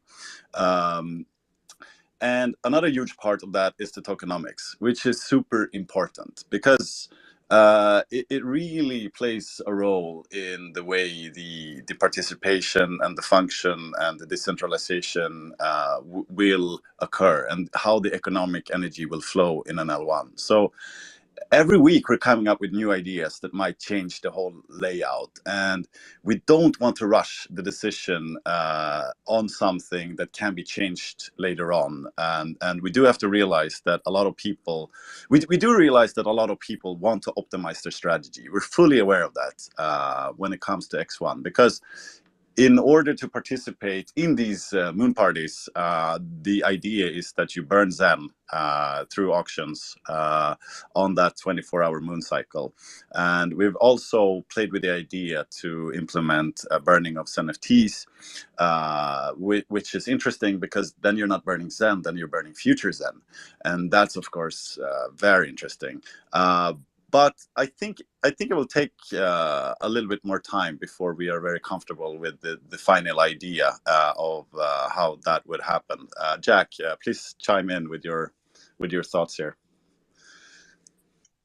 I actually missed that question because my the Twitter Spaces had CryptoBra silent. Can you tell me what he asked? X1, what's the status? I just briefly went through the 12 cycles of moon parties, the vampireness and the burn auctions, the burn of Zen, and the potential burn of ZenFTs even, and that we want to get the tokenomics right. So we don't want. Sure. So we're working on X1, looking at the code and doing a lot of research. We're currently looking into. So obviously we've been running Polygon Edge as DevNet, and that's been running really well. 1,400 queries per second or transactions per second were benchmarked. We're now looking into SuperNet, because SuperNet allows for trustless bridging to be done, and we will need to design our own bridge. So we'll probably have another side chain like DevNet 2 that will come up using SuperNets, and we'll be testing that, and we'll announce it to the community. So anybody who wants to become a validator can test it together with us. So that's the plan. And SuperNets from Polygon is one of their newer projects where they integrated Polygon Edge and just made it better. It does have London fork. It does have AIP 1559, so that's good for gas management. Yeah, so that's the update on the technical side. On the tokenomics side, we're working very hard trying to come up with the proper XEN distribution and exactly how it will plug in into the technology that is available to us. So like specifically with SuperNets, we kind of realized that it will be a lot easier to issue XN on Ethereum and then have one-to-one mapping to the Polygon universe and to our chain.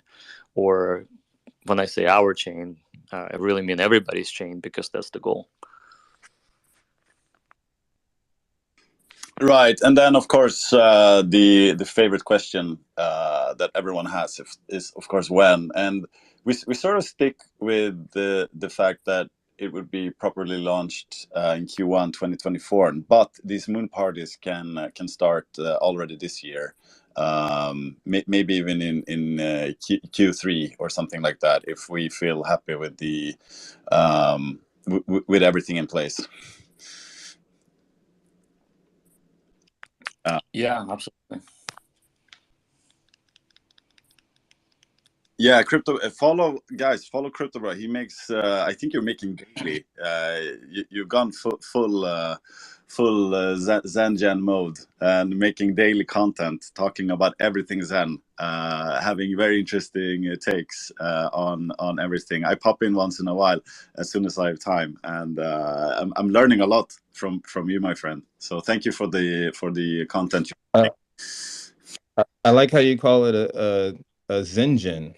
Not a D-Gen, but a Zen Gen. Right. That's the next evolution of a Zen Pokemon, is a Zen Gen. Yeah, we need Zen Gen t-shirts. That's why we need the LP staking ZenFTs. Let's get it. Exactly. I want to go this summer with on the beach with Down Forever coin on the back. It says if someone can, Crypto Kindness, you made you made some sort of merch store. It's Yeah, actually, I wanted to give a quick props to Crypto Bra. He's awesome. It's super well versed in this arena, and I would highly recommend if you want to learn more about the intricacies of Zen, especially on multiple chains, DBZen, jump over and follow his YouTube channel. Actually, super excited to be partnering up with him. After our stream yesterday, we talked about doing a weekly stream together at a pretty consistent time, and we're kind of hammering out those details right now, but we're going to be doing that. We're going to be partnering up to get out the good word about Zen. And Zen Su, can't thank you enough for bringing it up. But if you're excited to be in the Zenian and in the Zen community, you can share that excitement with the world. We do have a Zen merchandise store. You can visit that at, it's on Twitter. Our handle is @Zen Merchandise. The website is zenmerch.store. We've got t-shirts, we've got hoodies, coffee mugs, all sorts of really fun stuff. International shipping is available. It's actually really inexpensive. So check it out. It's cool stuff. I appreciate you bringing it up, Zensu. I'm going to go ahead and step down so others can come up as well. But thank you, gentlemen, for putting this on. And as always, be kind out there. Thank you, Crypto Kindness. I really appreciated the stream you had with Crypto Bro. I think it was yesterday or something like that. It was awesome. I hope you guys do a weekly. That would be super cool. We have another hardcore Zen Gen in the house, Ted Ape. Welcome up to the stage. And just to finish off with X1, guys, it's behind the scenes. It's in full motion. There's a lot of developments going on, and we're very excited about it. But there's no real. It's the focus on the tech and the tokenomics. There's, in all honesty, there's not so much more alpha on that, more than it's something that we're very excited about making, and we think it's going to accelerate the adoption of Zen.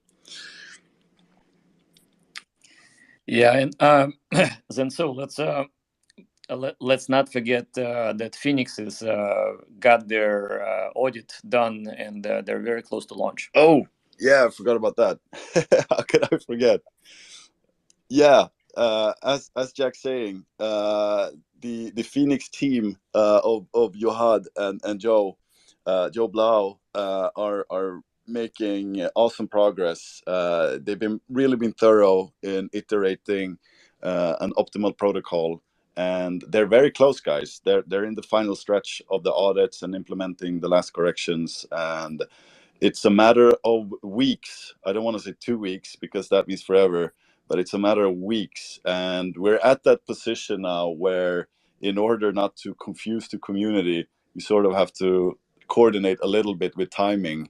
But that's obviously going to be very interesting to follow. So don't sleep on Phoenix. Maybe for the next Spaces, we'll bring up Joe. Unless you're here now, Joe, and want to give some updates, that would be awesome. I can see you, Joe. Don't hide in the crowd. Come up here and give us some updates. Meanwhile, Ted Ape. Yo, what's up, guys? Man, I haven't been this excited for something since I got like my first email in I think 1998 or something crazy. This is absolutely insane what you guys are building. There's nothing like it. And it's just a blessing to be here in the present, experiencing it. It's just wild. Something that has been talked about is how was you guys' trip to Mexico? Like, I really want to know about that trip. And what was it like just seeing us go full thrusters while you guys are traveling? It was crazy. Like, these guys are traveling. We're about the moon. What is going on? Yeah, we got very creative on in Mexico. Definitely, we did visit the pyramids, and we were brainstorming nonstop. It's so funny. Zensu wakes up in the morning, and he does say hi to me, but then his second word is like, "Oh, what about this with Zen?" And that kind of tells me that he's been thinking about it whole morning or maybe overnight or something like that. So it's great to collaborate with Zensu on this. Yeah, it's been great because I'm more based in Europe, and last almost 2 months I've been over on the PST time zone. So it's obviously, instead of me being up 3 a.m. every night, it's been super efficient for us to really brainstorm and get a lot of interesting concepts together. So yeah, that was awesome. We went and saw some pyramid as well. That was fun. Thanks Tede for your support. And yeah, we were looking for the ancient Zen minters inside the pyramid. They were trading with cocoa beans. Can you imagine that, guys? Cocoa, is it cocoa beans? Like back then, you had to carry around a bunch of cocoa beans, cacao or something, and trade it for bananas or whatever they bought. So now we have Zen, so we should be appreciative of that. That's we don't cool. have to cocoa beans with each other. Imagine doing DeFi with cocoa beans. Some dude go plant a whole bunch of cocoa trees, and he'd inflate your supply and steal all your wealth, man. Exactly. The federal. That's what Europe did to China with silver, and I think they did that to the Native Americans with marbles too. It's kind of crazy. Oh, they did. They really did. Okay, that's cool. Yeah, I think that's what happened. I'd have to restudy it, but I'm pretty sure. Awesome.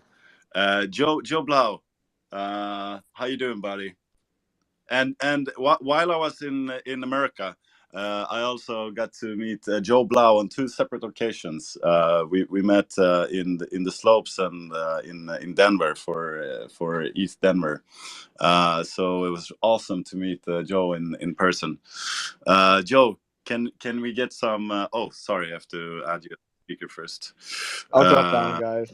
Real quick, Joe was in a space yesterday, and he can probably talk more about it. But he's kind of setting off some fire alarms there, and I was like, "That's super bullish on Phoenix. If fire alarms are going off, I was home." The fire alarm just went off like 10 seconds ago again. Bullish. So, was it because of you? What did you do? Too much burn. We're doing a lot of testing over here. Lots of stuff's burning down. So awesome. How you doing, Joe? Good to have you here. I'm good. We want to hear how you are and how's it going with. Yeah, we're doing really well. We finally got all. Oh yeah, first want to say thank you to Jack, Zensu, and everybody who's been building in the ecosystem. Razven, really love DBZen, so that's awesome. And in terms of updates, so we've sent all of the feedback back to the auditors and fixed all of the issues. They sent a message yesterday morning saying they're going to review them. Once they get the review done, the contract should be pretty much ready to go. Today and tomorrow and throughout the weekend, we're going to do some UI updates because we've been getting a lot of good feedback in terms of the UI some things being confusing. So we're going to do those and have those hopefully pushed by the end of this weekend. We will redeploy the contract that we get back from the auditors. So basically the final contract. And then after that, we should be ready to launch to mainnet. And I think we're going to follow a very similar path to what DBZen followed, which is we're going to deploy probably on Polygon first, let it sit there for about a week or so, and then we're going to go to a bunch of the other chains and Ethereum after that. So Avalanche, yes, with the whisper.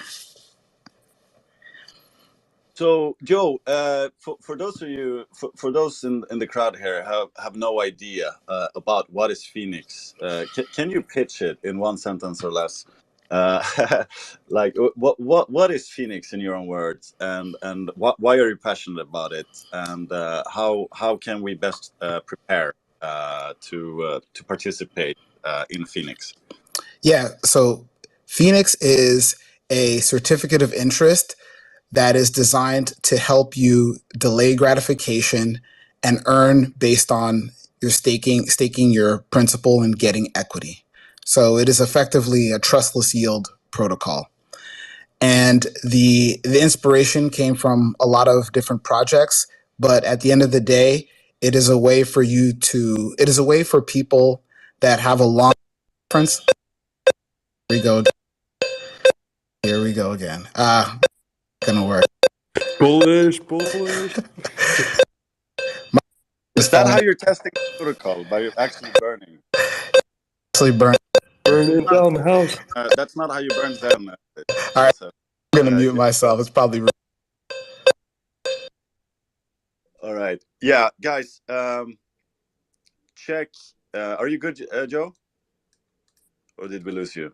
I hope you're okay. We can't lose. No, we can't afford to lose you now, Joe. Every time he comes on Twitter, Okay. it's just fire alarms going off. Yeah, let's let Joe climb down the stairs there. But we're very excited about Phoenix. We're very proud, just as we are with DBZen. It's a protocol completely based on first principles. They've been working very hard with it. They have very good knowledge, Joe and Johad Ellis, about how Zen works. They've deployed Zen.fyi, which is an alternate UI for minting Zen, which is awesome as well. And Phoenix is sort of an innovation Lego of different concepts ranging from Bitcoin, Serenium, Hex, Uniswap V2, and Zen. So we're very excited about that model, because I think there's something there which attracts me. The way that they found a way how to use the dynamic pools in order to calculate the share rate, basically. So yeah, Joe, we're very excited about that. We're going to cover it a lot more in the future. We have more celebrities. Here's another guy that's been here from day one in the community, that I also had the pleasure to meet when me and Jack was in Denver. Taco, how you doing, buddy? GM, DGens. GM, how you doing? Where are you? And what's happening? We just got to New York about 2 hours ago. We just drove from Miami to New York. After we got to hang out in Denver, we drove to Austin for South by Southwest, South by. Some amazing stuff there. And then from South by, drove to Miami for NFT Miami. And then we just drove to New York for NFT NYC, which is starting next week. And then we drive back to Austin for Consensus. So, it's just some fun stuff. And Zen is just rocking it. I did a full walkthrough video of DBZen the other day. And I just got to give you guys and the whole team there a huge amount of flowers. And to take the words out of another DGen's mouth, for those that are wondering what kind of play to do, while you're figuring out what kind of play you want to do, just get on base. That's all you got to do. Bare minimum, get on base. There's going to be a lot of eyes on everything with the CoinGecko article that came out yesterday. So, yeah, let's fucking go. Huge shout out to Crypto Bro, Blau, everyone else that I've gotten to meet, and yeah. Awesome, Taco. You're transpiration, and you bring so much positivity. So, guys, if you are going to Consensus or NFT NYC next week, get contact with. I think Crypto Bro is also going to NFT NYC, if I'm not mistaken. You guys should organize some kind of Xenian meetups. It's awesome to hang out in Telegram, but it's even more awesomer to meet each other IRL. So do that, guys. Oracle Stargate. Nice. Oh, definitely that there's going to be a Zen Friends meetup. All right, awesome. Yeah, let me know, and let's try to share it to as many people as possible, so you guys can meet. I wish I was there. I'm very jealous. Hello, Jack and Zenzu. Thank you so much for all that you're doing. It's been such a tremendous and glorious experience participating within the Zen ecosystem.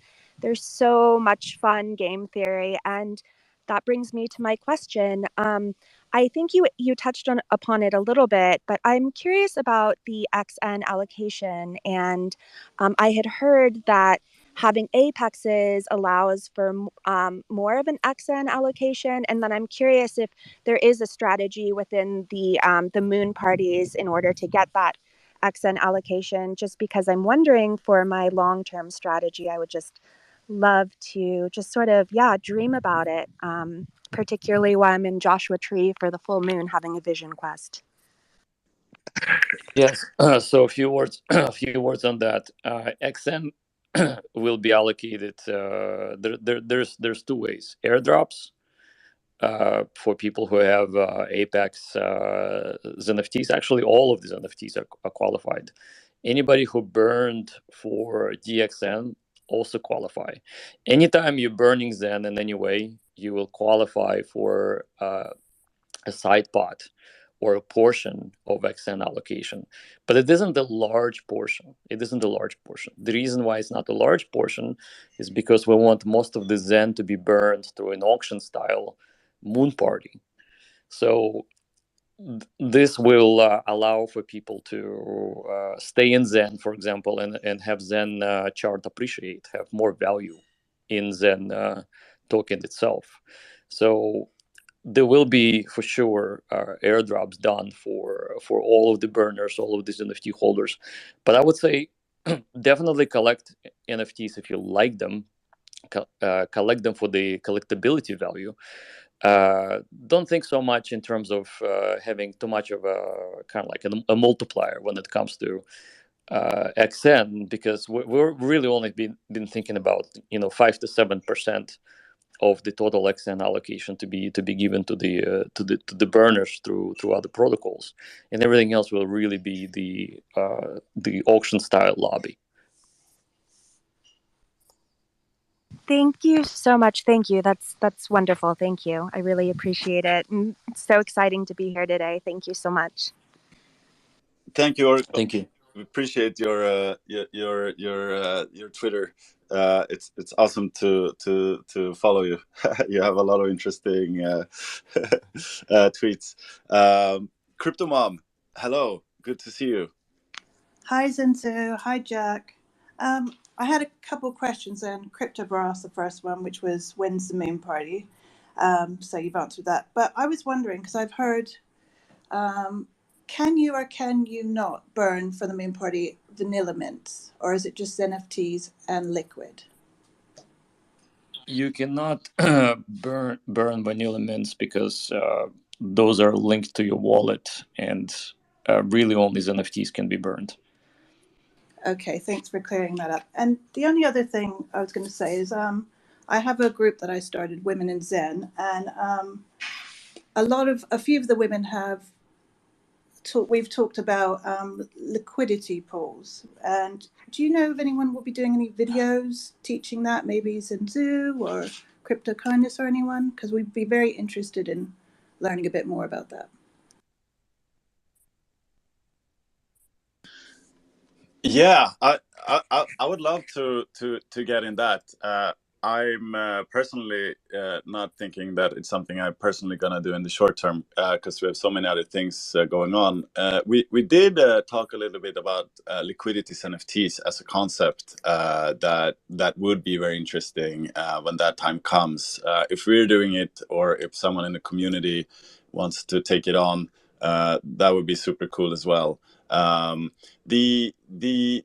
When it comes to liquidity, if you look at the charts now, and if you zoom out a little bit, you can really see that the liquidity has really been picked up in the last couple of weeks, which is quite interesting.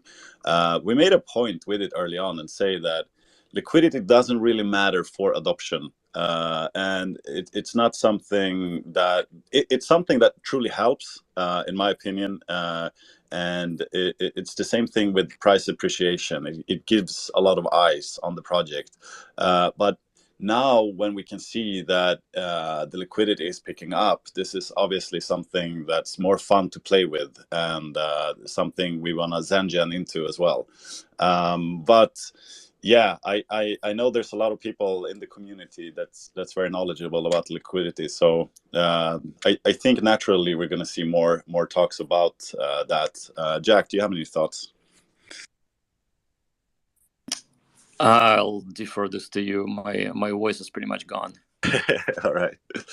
Thanks for sticking. Thanks for answering the question. Yeah. Thanks for having this. Thanks, Crypto Mom, and follow. Tell us what are you doing with the women in Zen? You mentioned something with what? Well, we just started this group. It was just for all like the women in Zen, but anyone can go. Obviously, we do get a lot of guys in there, and it's just we want to get women that are in crypto to come and chat, or just anyone in crypto, and obviously a lot about Zen. And tonight we're having a space later on just to talk about whatever alphas drops now. It's just bringing the community together. Just interested in bringing the community together. It's been really fun. So yeah. Awesome. We're also doing an astrology reading about Zen. So if you need some astrological insight as well. That would be so interesting when it comes to the moon parties. We should once we have more dates and stuff like that, it would be really cool to see what the stars are saying about that. Super interested. Thank you, follow Crypto Mom, guys, and thank you guys for everything you do for the community. Appreciate it.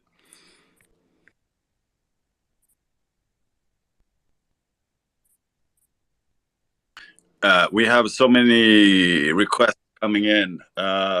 Rick and Alpha Omega. Hi. Thanks for doing this space. I'm a Zen minter from the beginning, and I'm really excited about the whole ecosystem.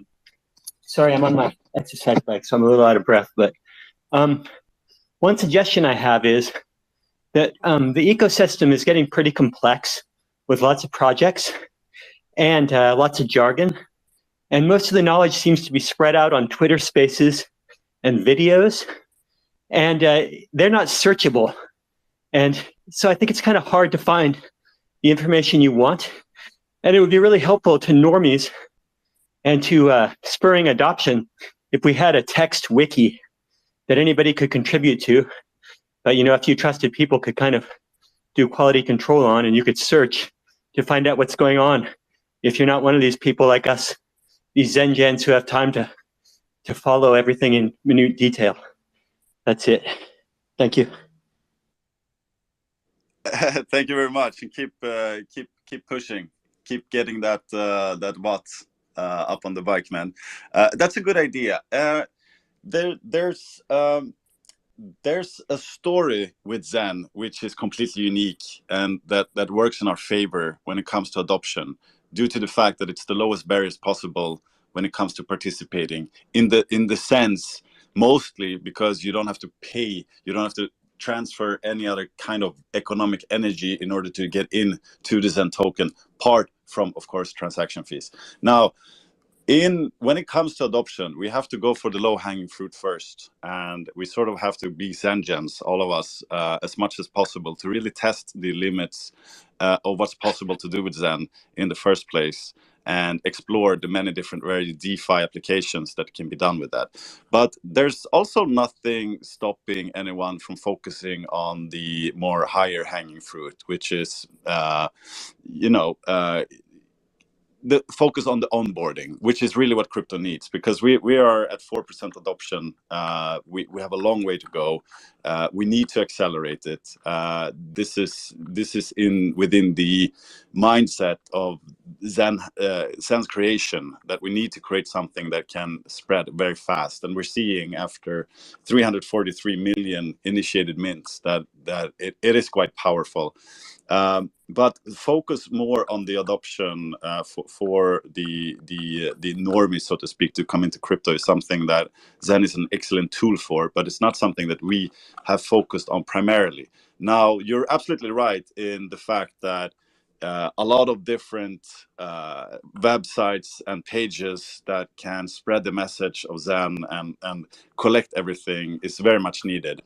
We're very grateful for the dashboards, which has been absolutely vital for us, from Zen Moon, Zen Squad, Zen.pub, and Zen Turbo, and everyone else, which allowed us to read all the flows of Zen in all kinds of participation.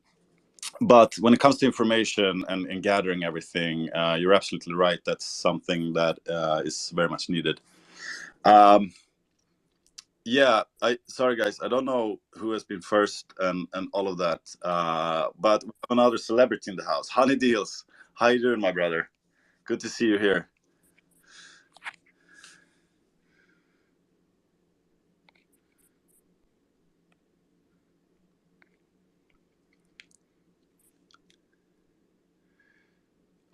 We're waiting for Honey Deals and... Oh, sorry. Hey guys, thanks Ensu. Thanks Jack, as usual. Wow, what a great space, man. This is so fast paced for a marathon. It's incredible. Everybody participating. It's like, wow, everybody's contributing so much. To be honest, I'm kind of having the symptom of the excitement fatigue. But I wanted to say something here, and it kind of touches with what Rick Strebe was just saying. So we're doing a space I want to mention for those who weren't there last week. In the last couple of weeks, we're doing a Twitter space on Saturdays to kind of bring another dimension, somewhat of the yin to the yang of, let's say, the weekly review or these spaces, which are really great for all the new developments and the fast-paced action that's going on in Zen and getting up to date. We want to open a space that's kind of like Telegram in a way for those who aren't on Telegram but are on Twitter mostly. So it's there to we call it back to the roots, deep in the weeds, for all the people who would have questions in the back of the room that don't get to necessarily ask their questions or talk about the things that are maybe not the newest things occurring, but still are new to them, right? And also in Zen, we've always welcomed FUD. We've always welcomed questions. I mean, that's what first principles decentralized is by definition. Like, it's for everybody. So we want to welcome people, invite people to come. If during the week time they have questions, concerns, things that they don't understand, because the objective here is so that everybody can succeed in all these new projects, because there's going to be more and more and so many things coming into the ecosystem. And some people might want to follow everything, but without necessarily understanding. And the objective is to allow people to get that understanding of all the aspects, a space for that. So yeah, on Saturdays, back to the roots, deep in the weeds. Also, if you have any, you want to contribute to the community, you have some ideas, that's a space that you can bring those up. And mostly, if you're in the back of the room, don't be shy. That's the place where you can ask your questions, make your comments, voice your concerns. Thanks again, guys. Awesome. Yeah, guys, I really recommend you tuning into those Honey Deals, and I know you're doing it with Mischief and Dennison too. You guys have been part from the community from the very start, and I'm super grateful. We're super grateful for everything you've done, practically every day since we started. There's few people who are more knowledgeable about everything when it comes to how Zen works, to the ethos of Zen. Yeah, Honey Deals, share that link and we'll send it around. That's awesome. Thank you so much, Honey Deals. We have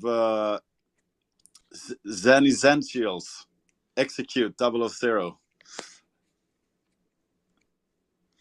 Hey guys, what's going on? How you doing? In the spirit of Easter, I was wondering if you could drop me a little Easter egg.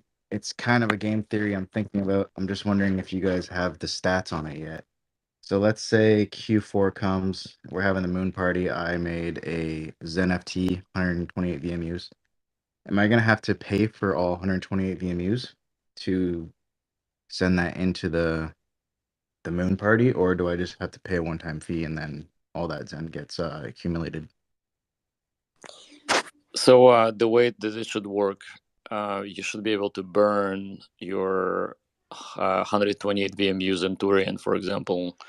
You don't pay any extra fees. The Zenturian gets burned, and the value of that Zenturian for the moon party is going to be the number of days you elapsed since the creation of that Zenturian, basically. So not how many days have left, but rather how many days it's been created from the past. Okay, perfect. Would you guys think that's some type of Easter egg, or do you have a better Easter egg? We're hatching eggs daily. We just need to find a good one to share. At this point, I think if I were to allude to anything when it comes to X1, we really want it to be people's chain, not centralized in any way.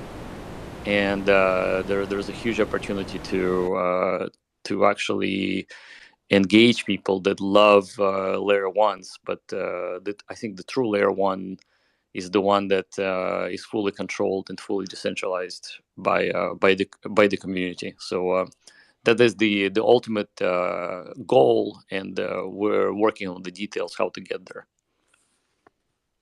Awesome, thank you. Good to see you. Execute 007. Getty Investments. How you doing, buddy? Hi, I'm great. It's nice to hear all you all. So if I just want to say that most of you don't know me. I started on day 10 minter of Zen. So I think I showed Zen to my girlfriend, and she manually made 1,000 wallets. She minted 1,000 wallets manually. There was no like Zen tools or something. So and then I got inspired from her, and we manually minted 2,000 wallets. So that's how we started Zen. And now what I'm doing is, I just want to say that there are many content creators who make videos, but there are also many people who don't make videos or are camera shy, right? So what we can do is, in order to promote Zen, we can use traffic, traffic exchanges. There are many websites that are traffic exchanges. So like you click one website, and you get view, and you get your website viewed by another person in traffic exchange. So it takes hardly 10 minutes or 15 minutes. But if 500 people click their ads, 10-50 ads, I mean, Zen will reach to masses, because most of the projects that are advertised on traffic exchanges, these are all like, most of them are like scams. So what I'm trying to say is that let's just push Zen to these people. Traffic exchange, these are huge exchanges. If I can name few, you don't need to pay any money or something. Like easy hits for you, traffic ad bar, it will take hardly 20 minutes, and you can click about 100 ads. So if 500 people click daily 100 ads, you'll get so many viewers to Zen. People will get to know more about Zen. So what I do is, zencrypto.io, I use that link because it tells about Zen a lot over there. It's very educational. So I send organic traffic over there. So I think if we all do it, I think we'll promote Zen much more, because not everyone creates videos, right? Yeah, absolutely. There's there's definitely a lot that can be optimized when it comes to spreading the word about Zen in various different ways. And I also just want to quite impressive that you made 2,000 manual vanilla crank mints. You and your girlfriends. That's awesome.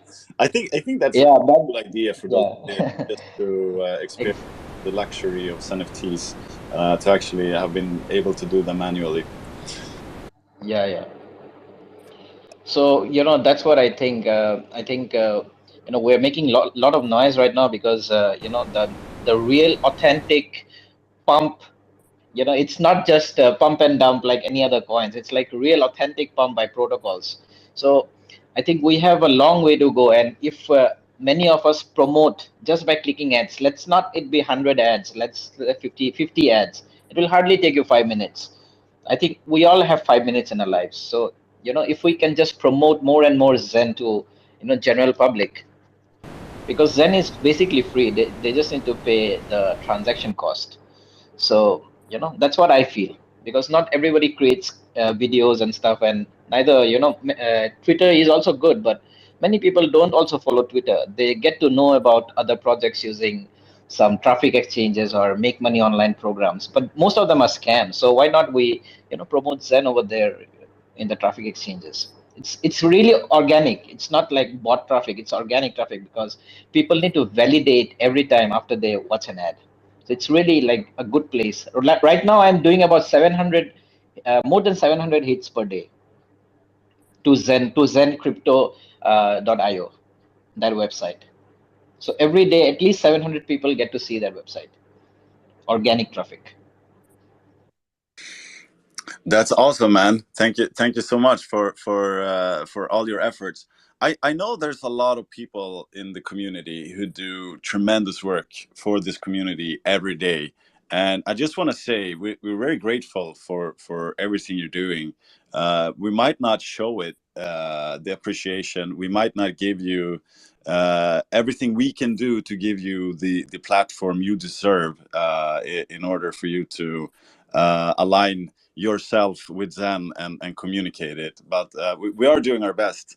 It's just complete madness, guys. It's just, you're waking up and you have 500 missed messages. So it also part of the fun of the madness, that things grow organically, and if you do something really good, it's going to get traction. Xenians are going to pick it up. They're going to talk about it, and natural leaders occur in the space. But we do really appreciate every little thing that all of you guys are doing, big or small. It really helps with the adoption of the space. Kid Cos, how you doing, buddy? Cosmic Kid, you've also been in the space for a very long time.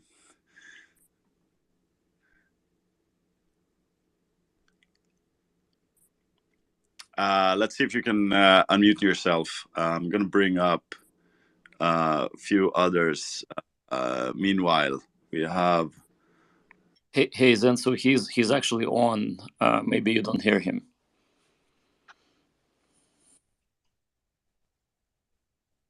Yeah, I'll try that.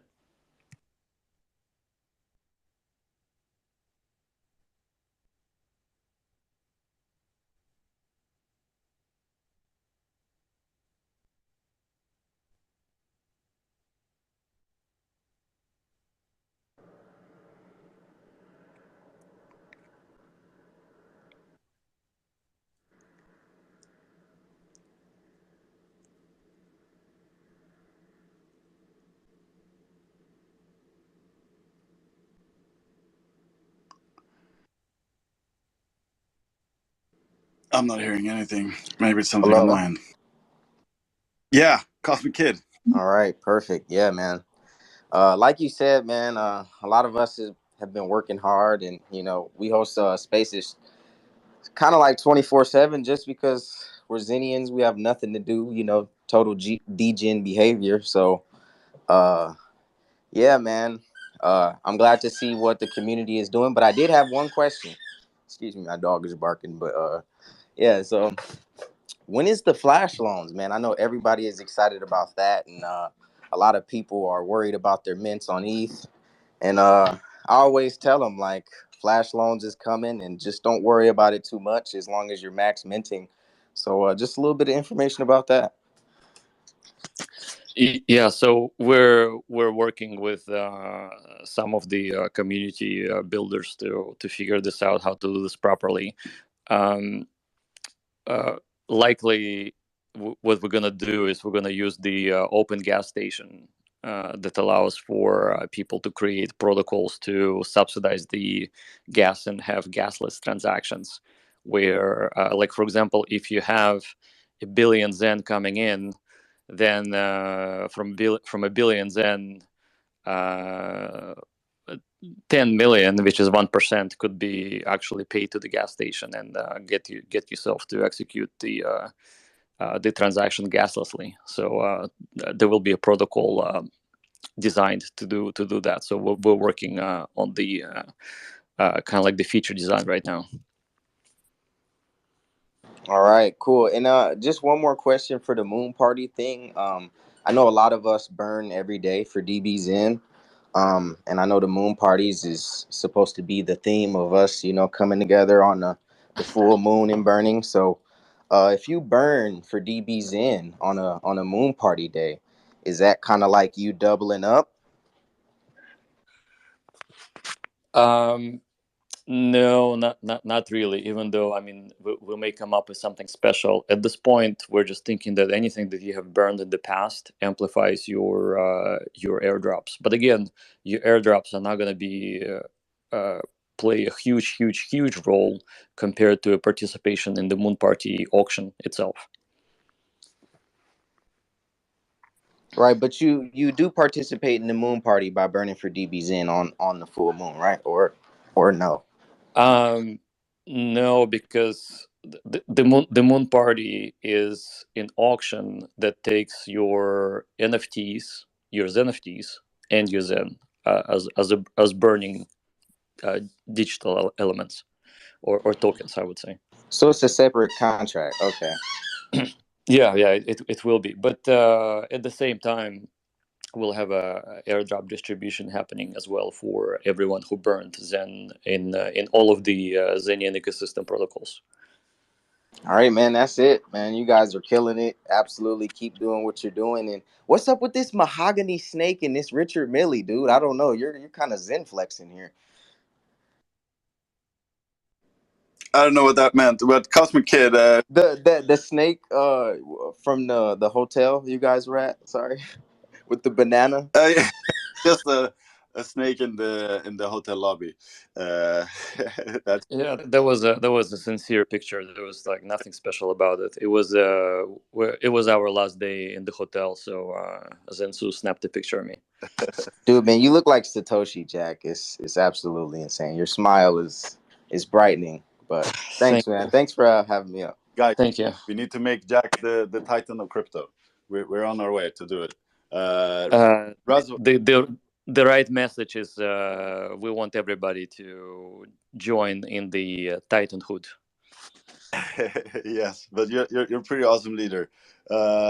We need some leadership. Otherwise, we're just confused Zengians floating around in the world of difficult protocols. Rasvan, you want to mention something? Yeah, just on the topic of flash loans, how people like to call it. We already have like a proof of concept. We are testing it hard, and we are in contact with everyone here. So hopefully soon we will test it with the community. So big shout out for the team that is doing this, and I see a couple of them here: Sergio, Alex, Titi.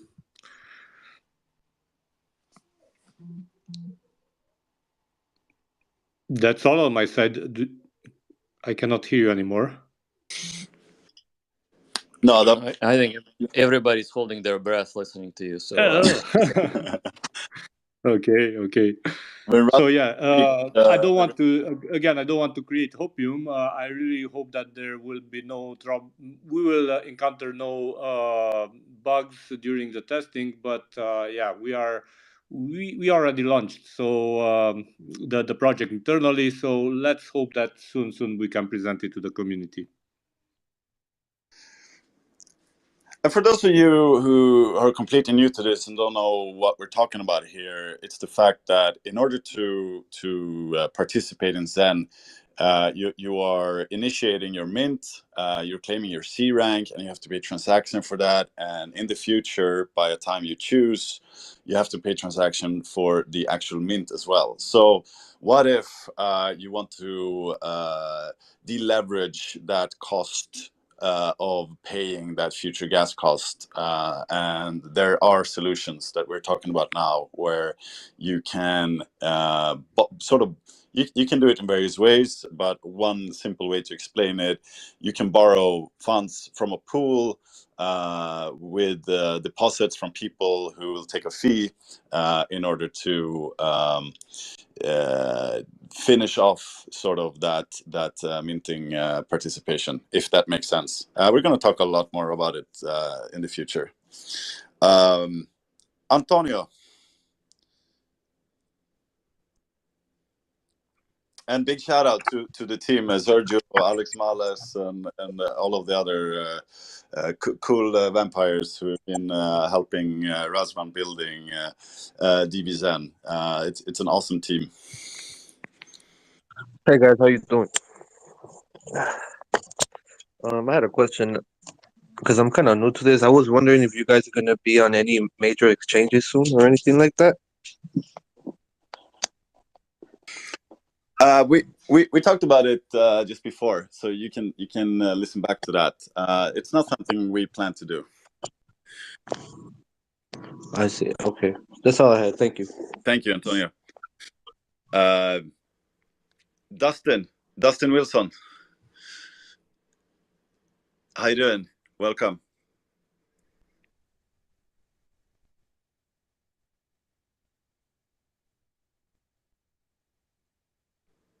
And we also have Shylab. Whoever wants to grab the mic. Hey, I just want to say, throw something in regards to that question of the exchanges. Like, we're already on quite a few exchanges. So, like, if you consider like Gate.io and MXC and several others, and that since day one, we never, Zen never asked them to participate. They did it of their own accord through first principles, and there's no reason to think that's not going to continue. So, but there's no need per se to do so since the very beginning. Hey, so I got a question. So if they wanted to post up Zen on their Hello. exchange, they could? I have only a question and a suggestion. That is possible that Zen will reach $1, and a suggestion is that please try just an option like Pancake Search is promoting a lottery. From the lottery, they raise the money they use for burning the pancake to burn the cake. So if the team will use this idea, it will be better to burn more Zen. That's all.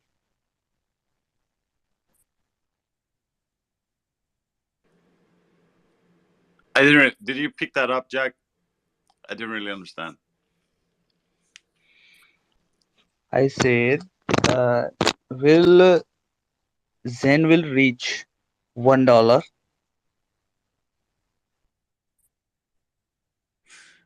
Right. So when it comes to price, our focus and our mission is not really and has never been to try to get Zen to $1 or anything like that. Zen will only be valuable with adoption, with users, with usage, with users, with activity. So we're putting all of our focus on the fundamentals of what's gonna ultimately, the price chart just reflecting reality in the best case. So if it can go to $1 in the future or not, like, sure, maybe, maybe not, but it's not something really that's very interesting. People are going to see the explosiveness of first principles and the Zen ecosystem, which is unstoppable. Like, it doesn't really matter the fact that in the, you have to know this, the first time Jack presented this concept to me, even from that moment, it was clear that he or I or anyone else was not going to be attached to the protocol. So Zen protocol belongs to the people, which means that we remove all the unnecessary uncertainties of Zen, which really makes it something that can grow universally, because it's not dependent on us. Like, we can stop working with Zen today and it's gonna live on, because it reached so many people's hearts, so people are gonna love it and continue build with it. So the fact that we didn't attach ourselves, and Jack made that initial decision not to be attached, we could easily have taken 0.0001% of all fees from the Zen protocol, and everyone sort of would have been fine with that. But the fact that he chose not to do that, and that was sort of obvious, is something that truly makes Zen unique in that aspect. And that little thing is just a 10x, just right there, in my opinion. Invaluable design decision. Shylab, price charts. Don't look at the price charts, guys. Let the price chart look at you instead. Shylab, do you have a question? Oh, and then we have another celebrity, guys. We have Zenhead's NFTs. Hello. Hello. Sir, hello. Another question. At least 1 cent. At least 1 cent. Yeah, okay. Let's get it to 1 cent, guys. Let's do that. So let's see. Zenhead NFTs, an OG. You're actually historic, my friend, because you are the first one who to my knowledge, that created a concept with an NFT project that utilized the burning of Zen. Tell us a little bit about that and what's on your mind, my friend. Hey, what's up, everybody? Shout outs to Jackson, Sue, Raz, DBZen, Zen Knights in the house, everybody speaking, the whole Zen family. But yeah, thank you very much, Zen Sue. To be honest, I didn't really come to pitch, but yeah, just a quick one on Zenheads. We started in early December and we launched just before ZenFTs, and the whole concept was to use Matic blockchain, because we launched on the Matic blockchain, and was essentially to for each Zenhead NFT, the goal is to burn 50 to 100% of the actual NFT purchase fund. And was doing a buyback and burn, manual buyback and burn, but right now we're working towards a more automated one, which is more first principles. And I got a few people that are helping as well within the community. Don't want to release no names yet, but yeah, it's been amazing. Got a lot of support from the community, from the team, etc. So yeah, but thank you very much for that, Zensu. Thank you, Zenheads. You are, no matter what happens with Zen, you're gonna be historic, a pioneer. Check out Zenheads NFTs. Is it is it Rarible, right? That's you can find the Yes, sir. Yes, sir. It's on Rarible. And what you're doing something with Zen Turbo. If you go to zenturbo.io, you can also see something with Zen had the NFTs there. We really like the Zen Turbo site. It's an awesome site. Yes, sir. Yeah, we just had a brief partnership at the start of everything, and literally we've just been working together, sharing ideas, etc., and looking to build further. And on top of that, I just had a quick question for you guys. Just something I've been going through myself. In regards to claiming NFTs. Is there any way that we'll be able to get a way where we can select more than one NFT to claim on Zen.network? Select more than one NFT to claim. What do you mean with that? Like simultaneously? Right. So say say I've got 5 NFTs that are maturing today. So instead of like clicking each one individually, could I select all 5 and then just claim for all and pay the gas for all 5? Understandably, is that possible?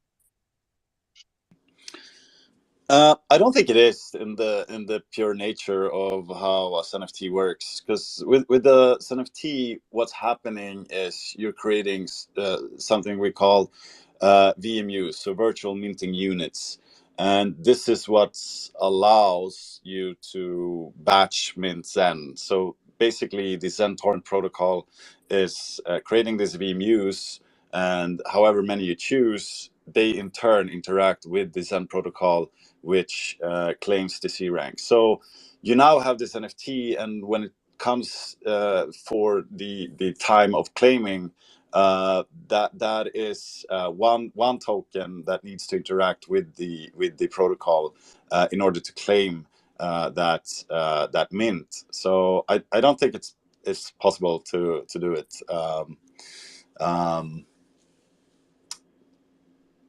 Maybe some super creative way that I had no idea how that would be possible. No problem. Now, thank you for that. Thank you for that. And the only other question I had was about Exelon, because it's just come up in the community as well. We're just wondering what's going on with Exelon, if we can get more information or a space, and also will it be on other DXN chains if you know? That's a very good question. Actually, don't they do have a Telegram. I think you can go to their Twitter account and reach their Telegram. We spoken to the guys and they were just up here on the space earlier as well. So they have a Telegram group which I think they're reaching 1,000 followers or something like that. But I would direct you there to ask what their plan is and if they're planning to deploy on other chains as well. I'm actually not sure. It's interesting because if you're creating a meme token like that, do you want to create it on multiple different chains? I mean, just because we're doing it doesn't mean you have to do it for each and every use case per default. I mean, that should be probably the default mode to get first principles available to as many chains. But it's actually an interesting question if it's the right way to do for a meme token. I'm not sure. We should ask them what their plan is. But thanks, Sunheads. Yeah, good to see you here, buddy. We have Dick Whittington. It's Cleo, bro. I go by many different alts, but it's Cleo. How you doing? Hello, good to talk to you. How you doing? Yeah, you too. I just wanted to say, how you doing, Zeneds and Jack? I just wanted to say, you guys, you're the way it should be. You're fully transparent. You're honest. And you know something that's really important to me? I mean, me and Jack, we go back a little way now. Jack will message me and we'll talk as he did earlier on, and we'll talk about strategies. You know, I'll know a bit about his, a bit about mine, but it just goes to show and it demonstrates that the founder, you know, he really is another guy like me and everybody else. And I think that's really important for the community to know. You know, this really is, you know, a project, you know, based around fair principles and transparency. And I think together and on behalf of the community, you know, we are a massive debt of gratitude to Jack and Zensu. I think what you're doing is brilliant. For me, I'm all about transparency, you know, and I just think, you know, on behalf of the community, I think, you know, we need to give you guys a big thank you. So on behalf of the community, thank you. Thank you very much, Cleo. Very much appreciated. Jack has no voice now, so No, we've been messaging on Telegram, and it never ceases to amaze me. Jack will be speaking, and we'll be in conversation on Telegram at the same time. So Jack must be an alien. I think he is an alien. Yeah. He's certainly a leader that I've chosen to follow, and been very happy with that decision. I keep getting inspired by this man every day. So it's also very admirable, the fact that you're pointing out that he's insanely active in the community and has been from the very start, and that's very unique. You don't really see that in many other projects. So that sets a good precedent, and I think that inspires a lot of other developers to be active in their community as well. Something that Honeydeals was referring to. So yeah, awesome, Cleo. Good. One Good more to. thing I want to say, just for a giggle. Has everyone heard that Richard Hart is announcing a V4 testnet?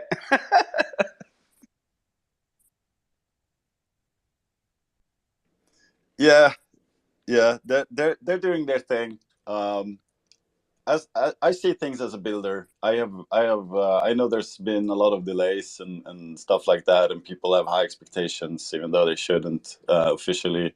But as a builder, I also do respect the fact that what they are doing, and we shouldn't talk about it too much because it's about Zen, but it's a pretty big thing, and they want to get it right.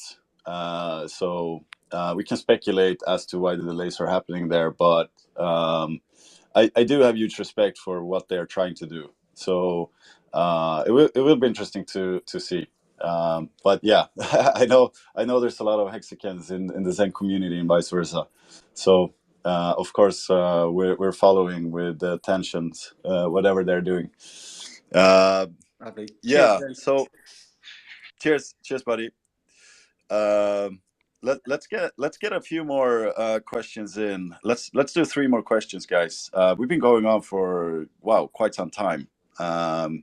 We've been covering a lot in the space today. A lot of alpha, but it's also so many things that are going on. So yeah, it's kind of hard to keep up with everything that goes on, because it's pure degeneracy, Zen genesy, and madness. But we're having fun, right? So let's continue. I want to get Rome up here. We have 10 as well. Hey, Mr. Zenfu, hey, Jack, hey, Zen Knight, everybody. I had a question.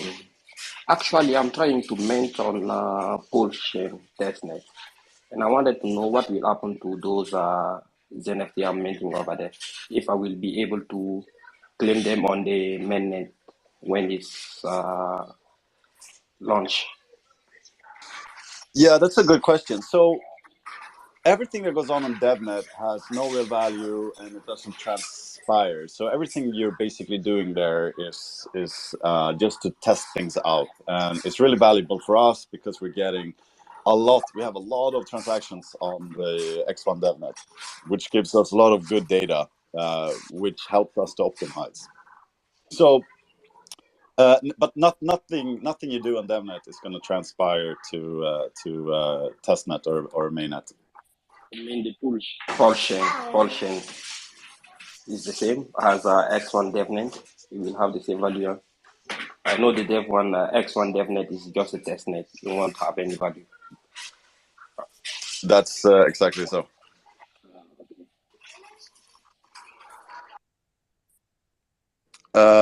Thank you, Ten. Rome. Let's big ups. let's finish with Rome. Big ups. How you doing, buddy? Everything is everything. Very grateful to be in this platform with a bunch of like-minded brothers, Zinians. I can just imagine how you guys should feel, over 600 people in the room, all on one accord. And we're so grateful that we have this peer-to-peer economic instrument that we can use without a third party. I want to say thank you. I value, I can see the value of what you guys have presented to us, and showing us we the people are taking authority over our investment. So thank you for that. But one question to Jack, if he still has a voice, why did he tweet, "Thank you, Elon Musk"? That's an Easter egg. Wow. Man, you just keep us wondering, are we going to be a tender like Dogecoin going to be a tender? What's going on, bro? Well, this Easter egg needs to mature. It's a good But I'm one, though. excited, bro. I'm excited, and you guys are so real, and I can associate with this, and everybody, we lean in every day. My life has been disrupted, and in a good way. I print out the white paper, and I don't even shill it. Read. Empower yourself, because that's what you've done to us. You've empowered us, my brother. Thank you. Thank you, Rome. What is it you always say? I told you. They didn't believe. They didn't believe. They didn't believe. God did. We the fucking best, guys. We the best. Humbly. Meekness. Humbleness. And the Zen effect will affect everyone. This is contagious. This is pure. This is noble. This is something far from what we can believe. Thank you, guys. Thank you for putting such power in our hands. Thank you, Rome. That's absolutely awesome. I can't think of a better way to end the space. We're going for almost 3 hours now, and we have to have some sympathy for the guys who missed this. And even when I build up the courage to press that play button for a 3-hour space. We've talked about a lot of things today, guys. We started with fundamentals. We talked about DBZen, the incredible success, the excitement of that protocol. We talked about Zen Nights. We talked about Phoenix. We talked about what else? We talked about so many things. It's incredible. We talked about X1. Thank you so much, guys, for everything you're doing. We're having fun. We're having a lot of fun. We're taking over. This is the takeover. We are gonna make Zen spread all over the world. We're doing it. It's happening. There's only winning. There's no other option. There's only success. There's only go, and we're doing it with passion and with humbleness and with a lot of strategy. So thank you guys for everything you're doing. I'm gonna leave the last word to Jack to finish off the space, but I'll see you in the December's. Thank you so much. Yeah, thanks everyone for coming and listening patiently to us. If you guys have any more questions, just ask some of our community members on the Telegram. And again, thanks a lot for coming. And I hope to see you guys soon. Maybe we'll do another one of these in a week or two. Thank you. Jack for president. Jack for president.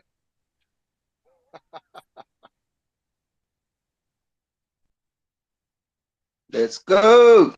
Let's fucking go. We the best. We the fucking best. Thank you.